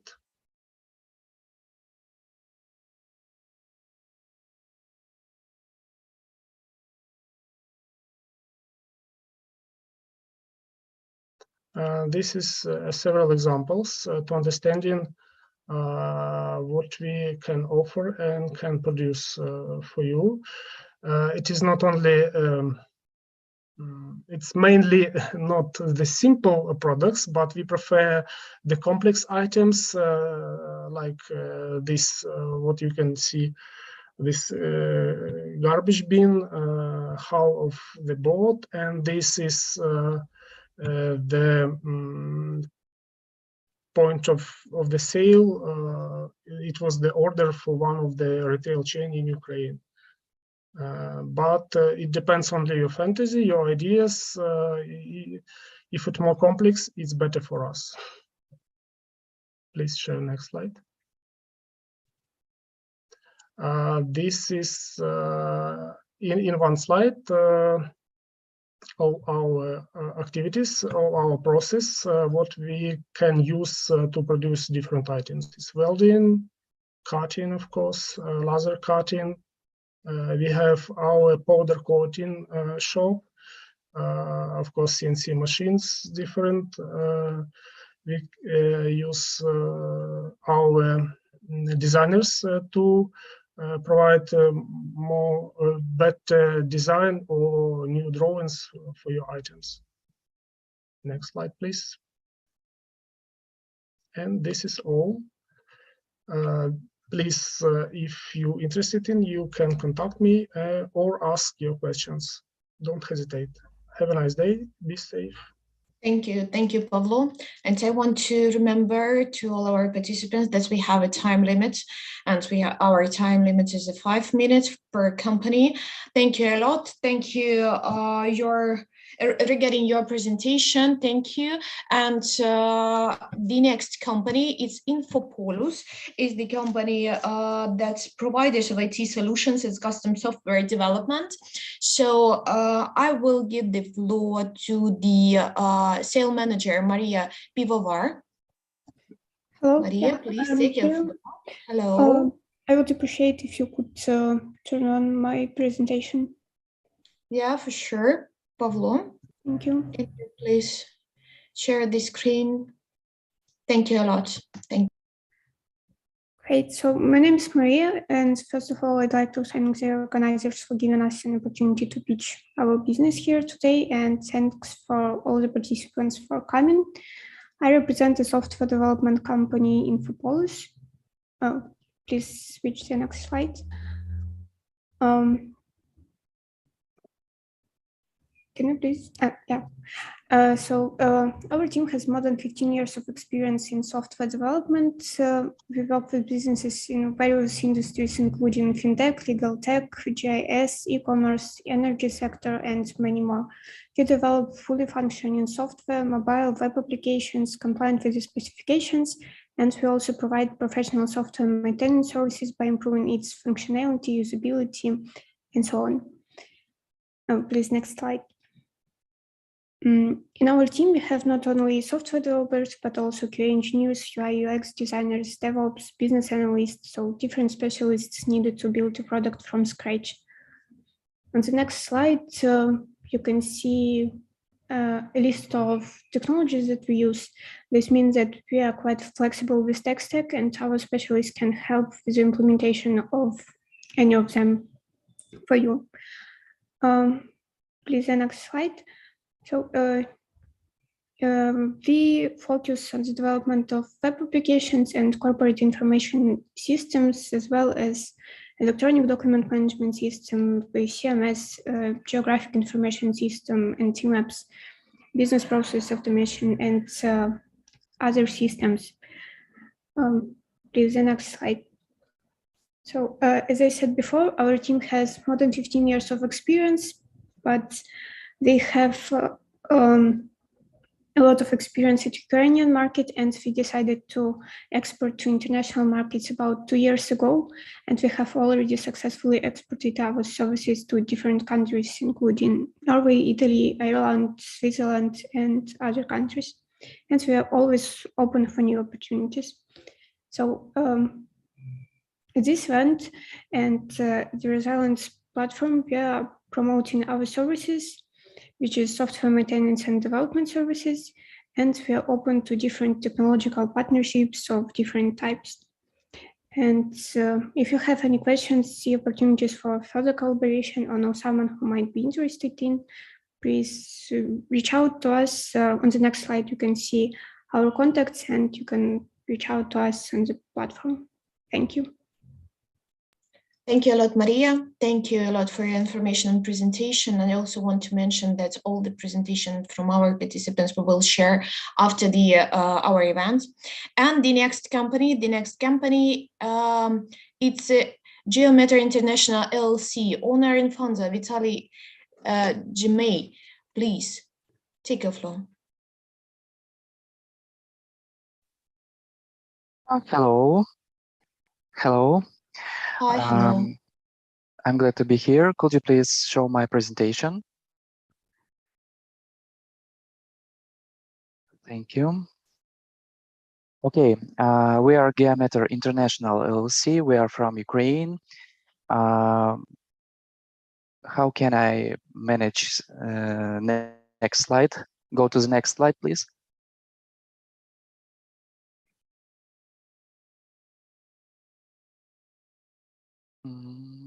Hello. Could you please click to the next slide? Yeah, maybe some problem with the presentation for 1 minute. We will check our technical issues. Thank you. Okay, thank you. Okay, we are manufacturers of mobile applications for precision farming and GNSS RTK equipment. It's high precision satellite positioning. We work more than 10 years in Ukraine, and Ukraine was our main market, but also we have sold our products in more than 35 countries in the world. Our GNSS equipment can be used in any industry such as agriculture, forestry, construction, and many else, everywhere where high precision is needed. Next slide, please. The first of our product is Geometer Scout mobile application, with which you can measure areas, waypoints, distances, capture some places, and be connected with your colleagues to share it with your colleagues. Our software is ready to foreign markets. It has localization in Estonian, English, French, Italian, Spanish, Portuguese, and Swedish languages, and we're ready to work for localization for any other countries. Next slide, please. So this application can be used for any needs, as you can see. Next slide, please. Another our product is GeoTrack mobile application. This is software for farmers who treat their fields. They can sow and spray their fields more precisely. They can use any Android device with our application and start to make their works better with better accuracy. This application also localized in many languages such as Estonian, English, French, Italian, Spanish, Portuguese, Hindi, Arabic, German, Hungarian, and Polish. This list of languages show our geography of supplies. So we had customers from these countries, and we prepared for them native languages. Next slide, please. And we have our not only application, we have full set of equipment. It's called GeoTrack Explorer Plus.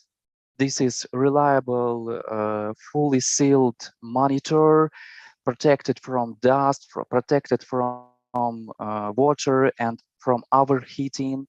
So it could be used in the tractors in hard conditions, and just you don't need to install application and think how to adjust it, how to use it. You just put it in your tractor and it's ready to work. It's a whole set of equipment. Next slide, please. Our GeoTrack Explorer has possibility to send data from the field. So somebody in the office can see online tracking how its fields is treated. And of course, the history of works will be saved in our portal, online portal. Next slide, please. This is our simple GNSS receiver, GM-Spike. You can use any smartphone or tablet with any software. It's no matter, can be our software or any else. You can connect it by Bluetooth and get better accuracy. Next slide, please.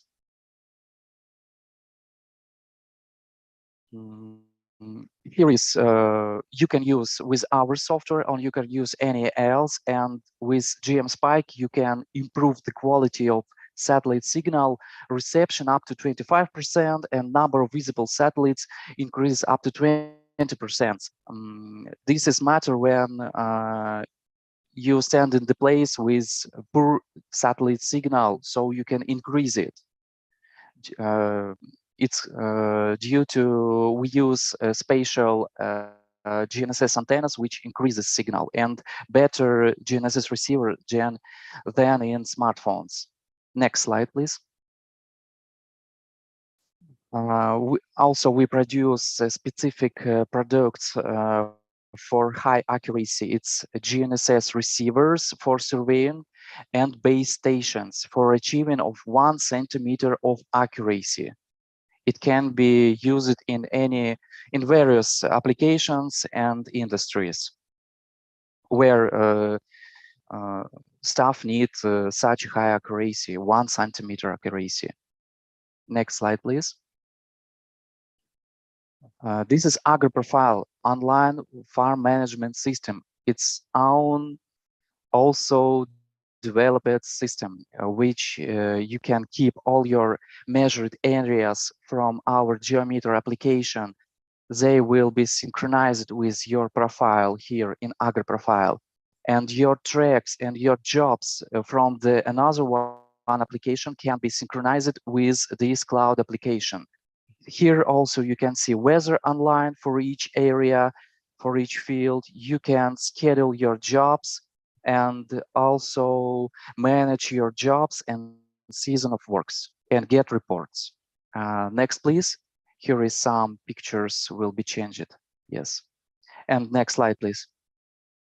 We in search of partners in the European Union. All the sales we made before, with help of our direct sales, but we want to increase our possibilities and increase our presence in Europe with local dealers. Next slide, please. Okay, this is our contacts. Please contact us if you are interested in such kind of cooperation. We have a full range of products to start full business or continue your business with our range of products. Thank you. Thank you a lot. Thank you a lot. And for the next presentation, I will ask to give the floor iSky Solution, Artem Ganja. Please take your floor. Yeah. Hi, hello. We unfortunately don't have your presentation, so I think that you need to share your screen yourself. It's okay. Please. It's okay. I'll do it.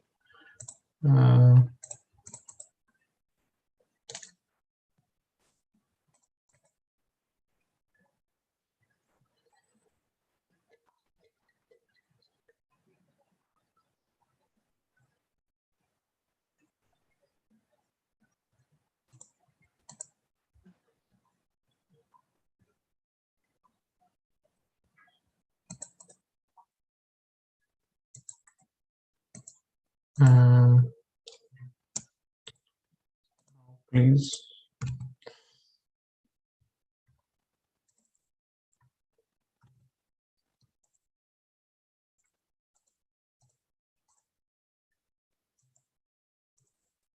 Yeah, now it should work.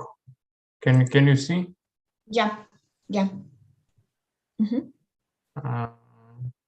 Just a moment, please. I want to make it in a full screen. in a full screen. Yeah.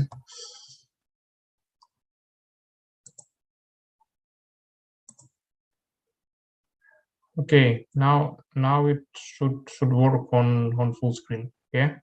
Can you see? Yes, everything is okay. Okay. Nice to meet you. Nice to meet everyone. And let's start. A few words about our company.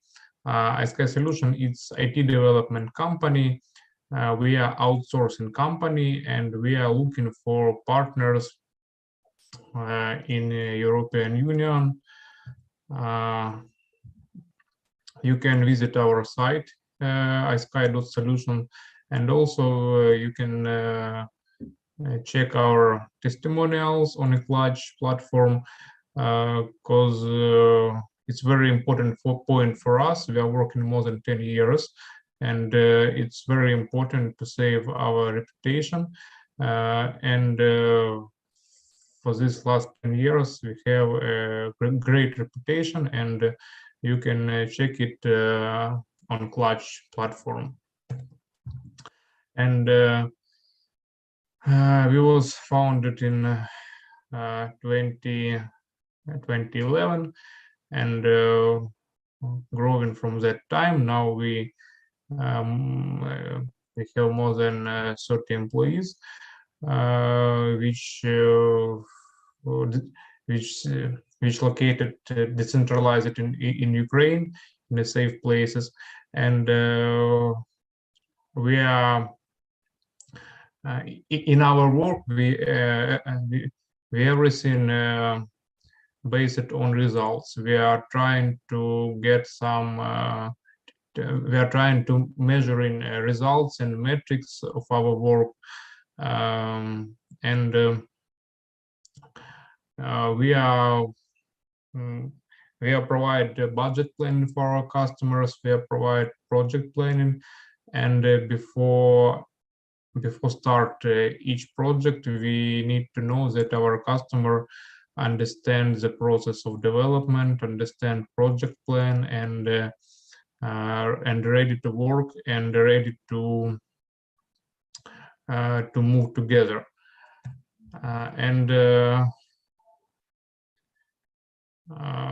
In general, we help small and medium business to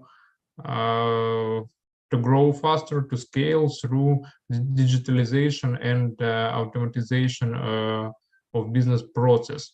We are creating business apps for pivot tables, for dashboards. We are working with data collection, and we can collect data from IoT devices. We have an experience in logistics sphere with tracking of transport, tracking of statuses, tracking any process as well, and we can provide integrations between different services to get data from I think from any service. And also we are interact with IoT devices, and we are trying to do it very clear from our side, because we know that our customers very often not have previous experience with IT development. In this case, we are trying to make it understandable for customers, to show process before we will start. And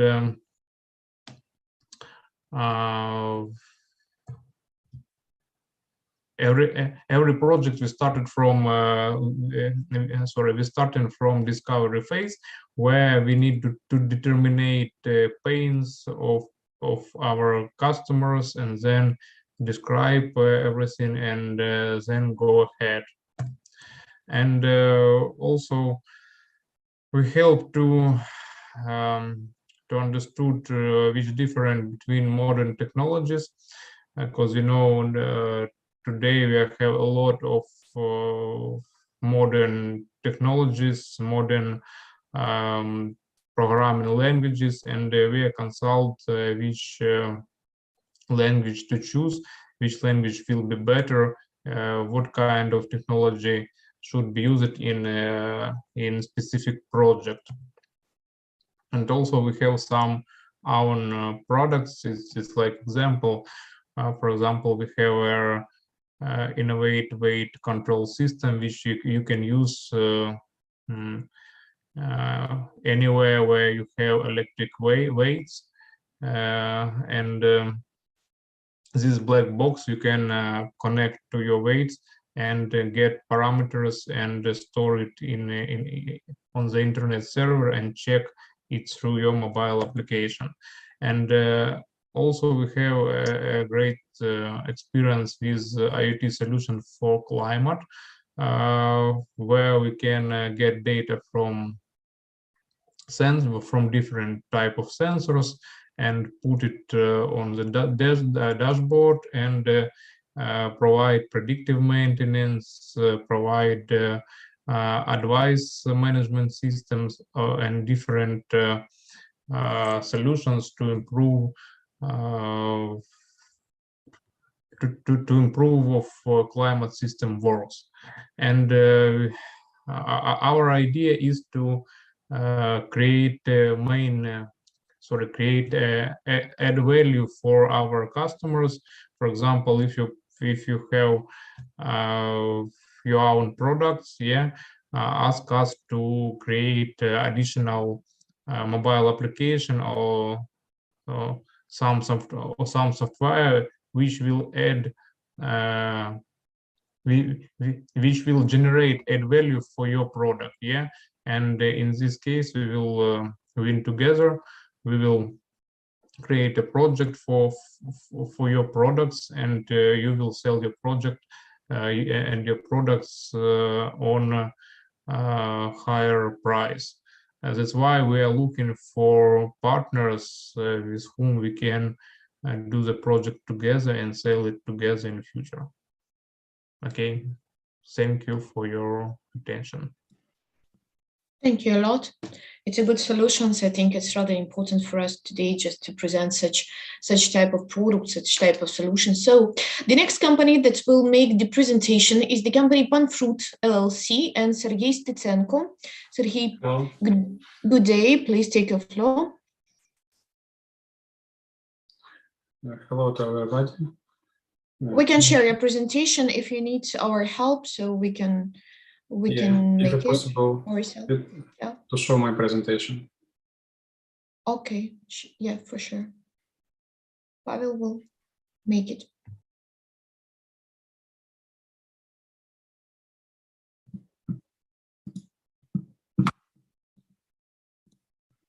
Okay, my name is Sergey Stitsenko.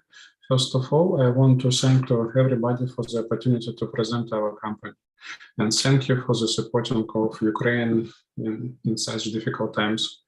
Panfruit is a Ukrainian brand which is all about natural innovation and eco-friendly products.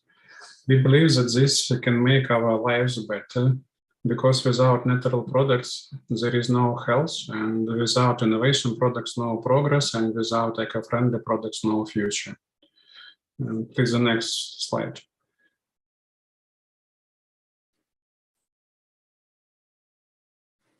Okay. We produce at our own farms since 2015. Ripe fruits are collected and cooled within 30 minutes and freeze-dried directly at the fields to preserve all nutritional benefits of natural ingredients. We use modern technology for freezing and freeze-drying, and we have a food safety certification. Most of our products are fully organic, which is confirmed by EU certification. Our advantage is that we can guarantee traceability of the entire chain from cultivation to the final products, and especially our rule of 30 minutes, which I mentioned earlier, because I am sure that the premium raw material involved on the quality of the final product. The next slide, please. Freeze-dried fruits from our company are used wherever vital vitamins and minerals, a natural look and fruity fresh colors can make a difference. Our premium quality of fruits saves its natural sweetness and the nutrition. And thanks to freeze-drying process, fruits and berries will turn into delicious snacks and or fine food ingredients. We can suggest to you different kind of strawberry or berries and fruits and vegetables helps as you want. Okay, please the next slide. We offer our products under our label Pan-Fruit Ukraine in retail packaging, and also we are all open to cooperation under your private label if you will need it. Please the next slide. We sincerely love the products that we create. That's why we don't doubt about our quality, and we don't change the products. We just collect freezing and freeze dries. Everything is natural and real. And please the next slide. And we are interested in working with retailers, manufacturers of chocolate, granola, muesli, or other products that are looking for delicious, healthy, and organic freeze-dried berries, fruits, and other products. Thank you for your attention and hope to the future cooperation. Thank you a lot. Thank you a lot for the presentation. And the next company is the company Limasso, the textile producers. And Virajdan, please take your floor. Also, I need to mention that we have now, unfortunately, your presentation, and you need to share your screen yourself. Hello, everyone. Hi. Just a second.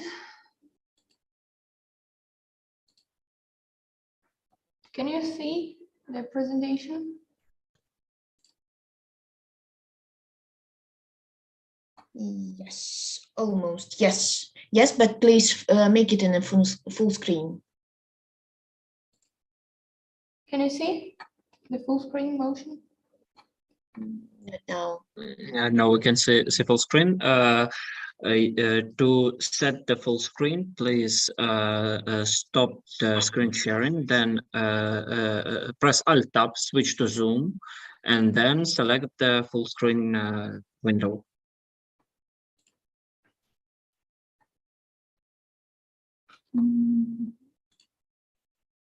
And now? Just a moment. Yeah, we see, but not the first slide. Yeah. Okay, perfect. Thank you. So, hello, everyone. First of all, thank you so much for an opportunity to represent and introduce our company here today at this event. So let me introduce our Limasso company briefly. So we are a manufacturer of high quality home textiles. Among the products that we produce, there are tablecloths, table runners, placements, napkins, decorative cushion covers, and different kinds of kitchen textiles, for example, aprons, oven mittens, etc. What is important is that we use only high quality fabrics produced by trusted manufacturers from the EU. Limasso produces cereal products as well as those designed according to individual orders. We guarantee perfect sewing and finishing by experienced employees. Our design studio continuously creates new collections, tests new fabrics and accessories. Thus, we implement modern European tendencies of home textiles industry. Each year, we create 3 main collections. We create Christmas collection, then we create spring and Easter collection, and then summer and autumn collection. On this slide, you may see the examples of what we produce, of what products we manufacture. So have a look, please. Then each year, Limasso exhibits at such main international trade shows and fairs of interior decor in Europe, as Christmas World in Frankfurt in Germany, then Maison Objet in Paris, I'm sorry, in France, then L'Artigiano in Fiera in Italy, and Home Decor in Poland. We deliver our goods to the European customers from our warehouse located in Poland, which actually greatly simplifies the logistics.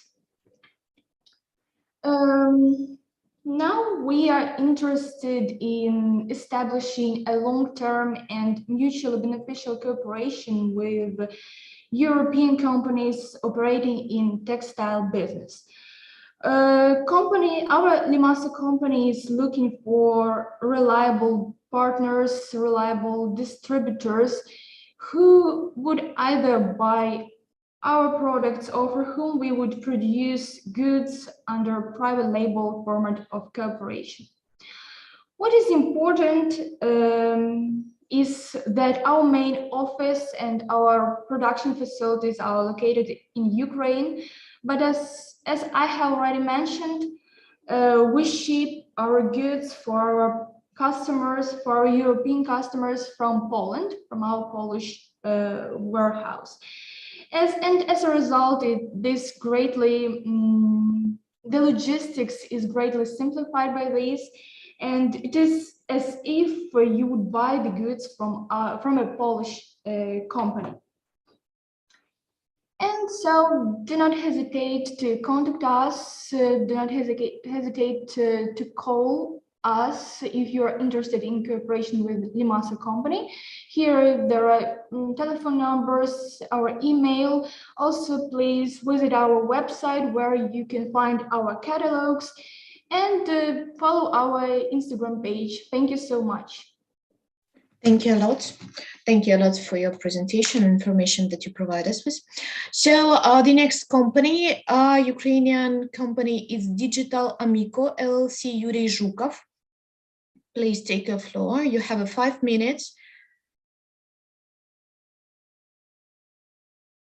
Yuri, are you with us? Hello, we don't hear you. Please switch on your microphone. Yeah. Not now. You are still muted. Sorry, but you are still muted. We don't hear you. Maybe some problems with your computer. Yeah, with your device. Maybe we will give the floor the next company, and after we will back to you. Is it okay?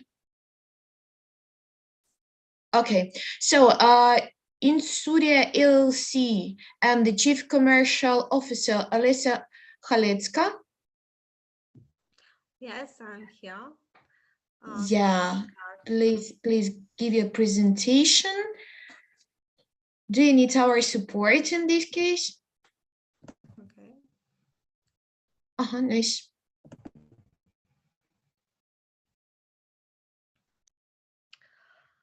Hello, I am Olesa Khaletska. I am Chief Commercial Officer by Insure LLC. Company since 2012. And we have 3 main areas. Что ты пропала? Наверное, пропадал интернет. We have 3 main areas of activity: research and development, R&D, manufacturing, distribution of devices for home, treatment, rehabilitation, cosmetology, and prevention. You can see in the picture our production. We are located in Lviv, in Ukraine. I and my husband, Valentin, are founders in this company. Our devices combine different types of therapy. This is bioresonance therapy using frequencies and resonance, quantum therapy, light and color therapy, infrared effect, low frequency physiotherapy, current treatment, low intensive laser therapy, and other methods. This is our devices. Our technologies are patented and protected by copyright. We have an until model patent and a copyright certificate for the work. Our production is certified and has a technical specification, and we are created according to the ISO system, have received a certificate of compliance with CE standards.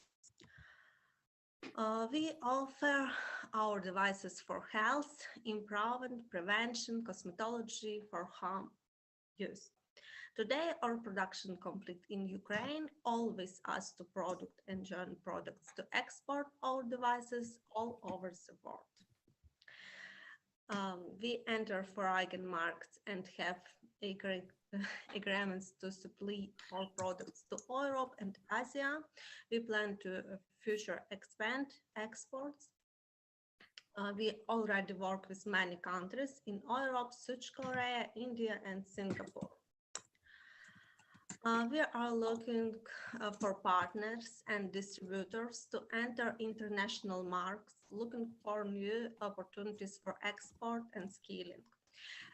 If you have a request to create a device for recovery, we can implement your idea and create it from scratch, and we can manufacture devices, including under your brand.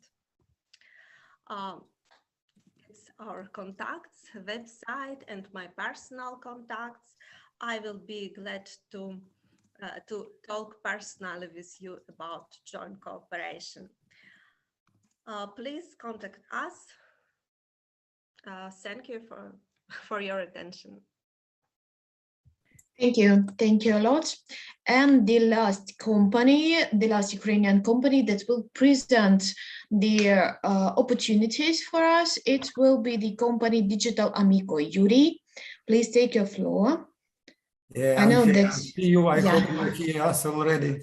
Yeah, nice. I'm sorry because we are next to the door to the war zone, and our connection cannot be interrupted time by time. I'm sorry for that, but I hope Pavlo will help me to show my presentation. Yes. So I'm representing the Ukrainian Maritime Cluster, which is planning to revive our industry after the war, and are planning how to do this. Next slide, please. Pavlo, next slide. Yeah. Here you can see the picture of our supply chain or added value chain of shipbuilding, and including a lot of different specialities like ship owners, ship operators, regulatory bodies, shipyards, onboard equipment suppliers, and so on and so on. Also including all this big data analytics, machine learning and sensors monitoring, and so on, because on June 7, 2018, paradigm was changed in shipbuilding industry for revival. It is paradigm of Industry 4.0. Next slide, please. From all this amount of a lot of companies who are involved in shipbuilding, I will just present two types of Ukrainian Maritime Cluster members, SMEs, which are already and present in Industry 4.0 already in shipbuilding.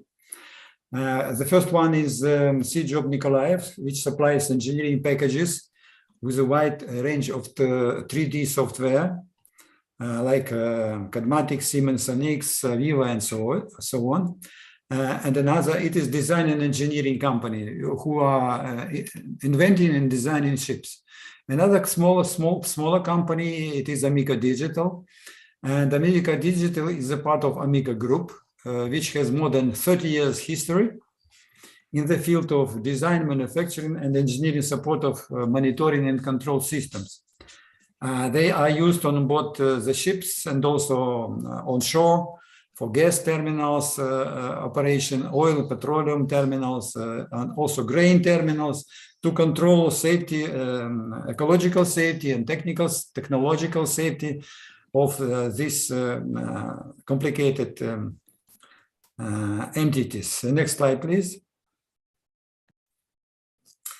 Here, I'd like also only to show the ships which were and are already built in different countries, which was engineered and designed here in Ukraine. This is the example how it is already included and integrated into global value and added value chains. The customers are from all over the world. Only Australia as a continent is not covered by our activity of this company. Next slide, please. And the similar ideas are provided from Amica Digital.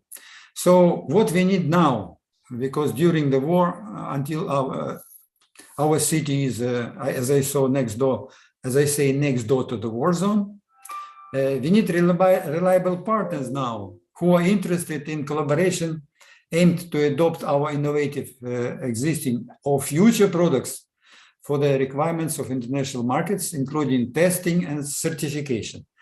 Unfortunately, during this war, Ukrainian Meteorological Institute in Kharkov was completely destroyed by missiles, and we need cooperation in this field also. Then we are looking for the joint building up added value chain, providing materials and digital components for our systems. It is digital electronic elements can be manufactured together, or it will be only supply. We need these components to be used in production. Also, we'll be happy if somebody will help us to promote and sales our products in international market. As Ukrainian market, unfortunately, now is very low and decreased for our systems. Maybe it will be more required after the war immediately, but we need to also to make international contacts. Long-lasting, mutual, beneficial cooperation is our dream, with non-stop innovations to lead in the world of the competitive markets. So we are looking also for in R&D cooperation.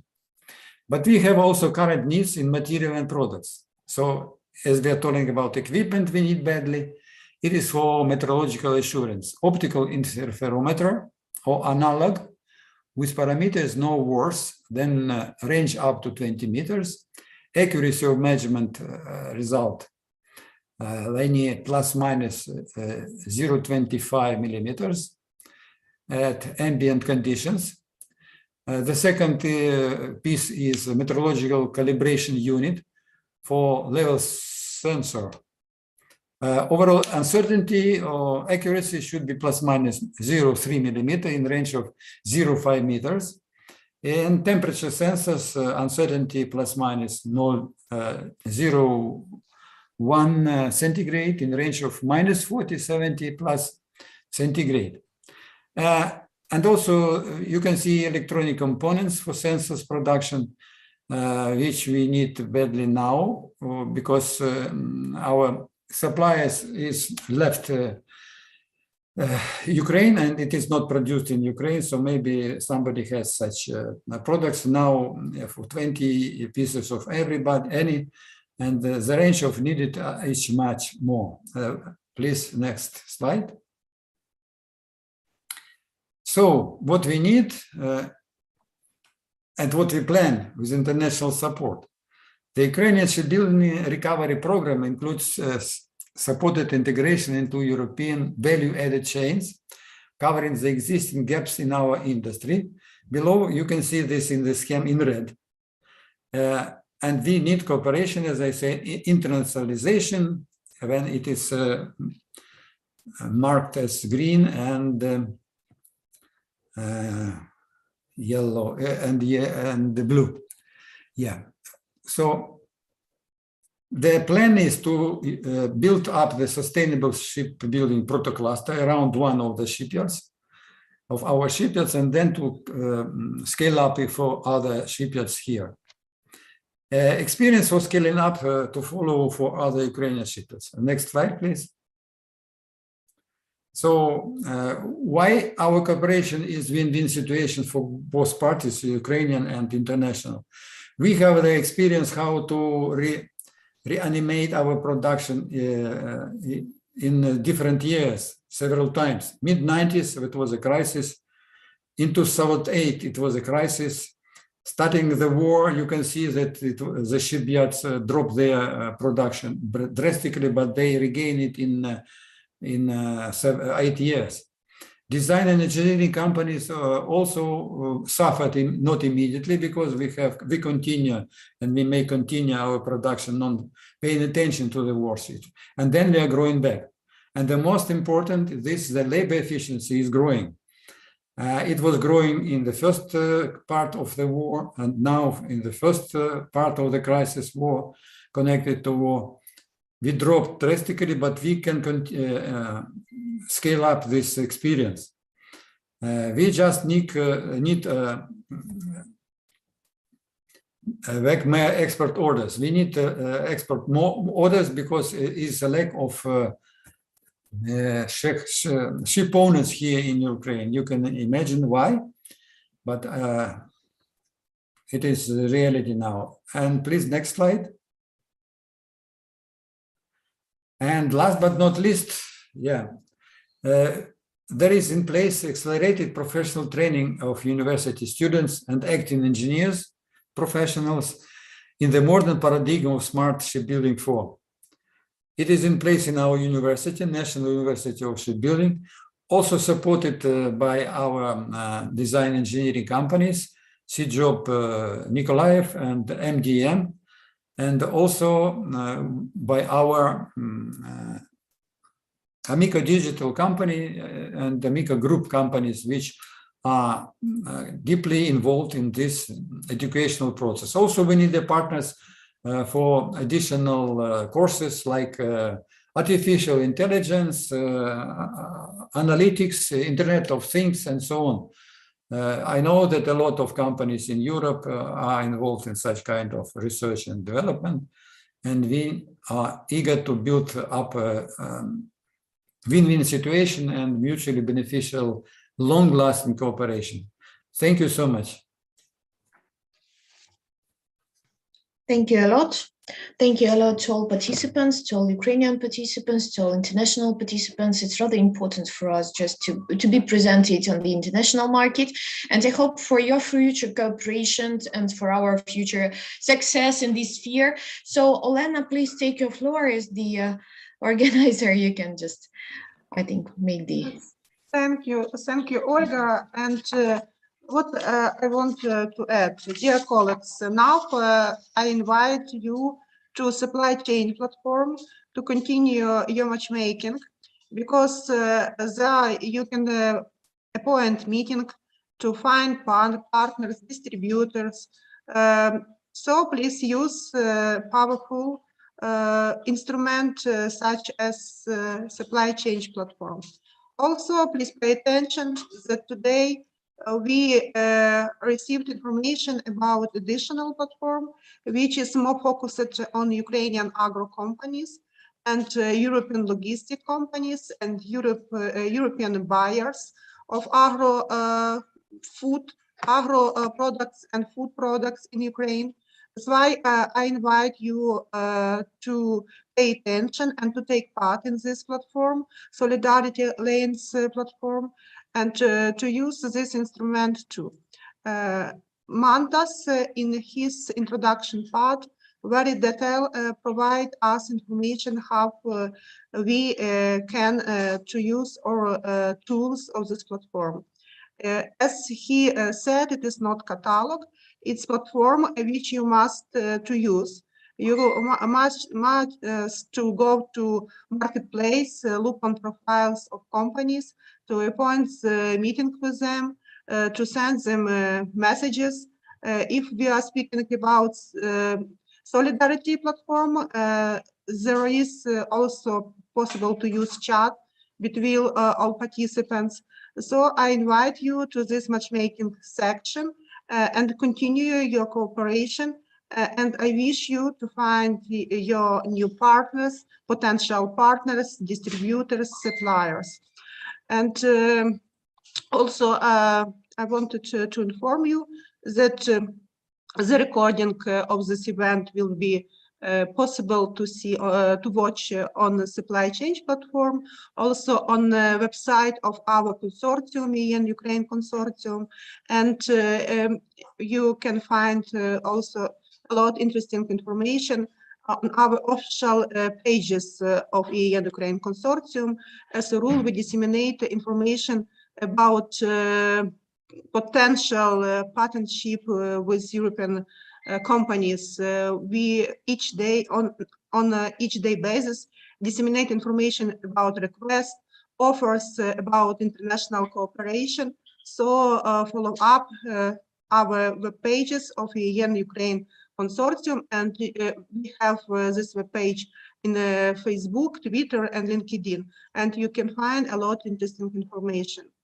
Now I wanted to wish to all companies, European companies and Ukrainian companies, to be successful in their businesses.